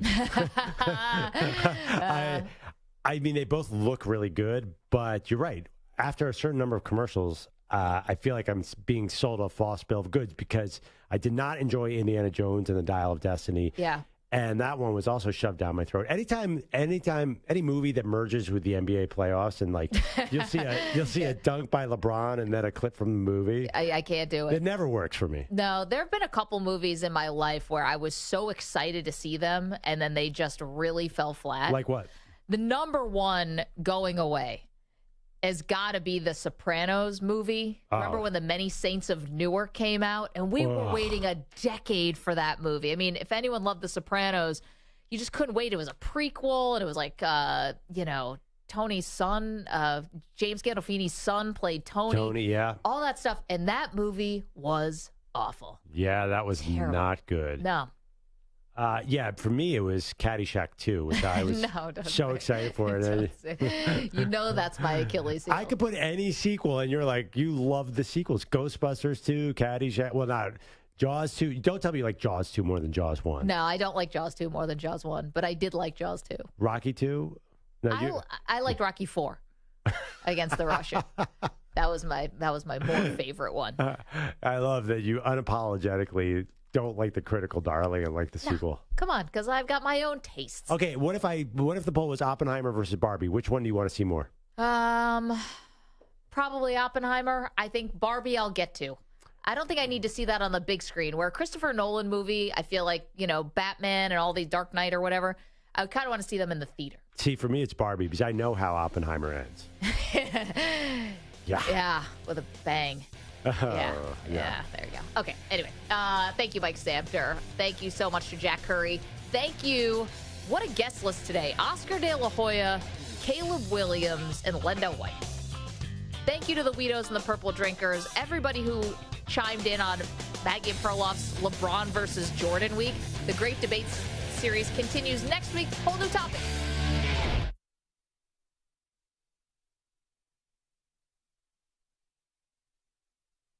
You're in a 5-minute break.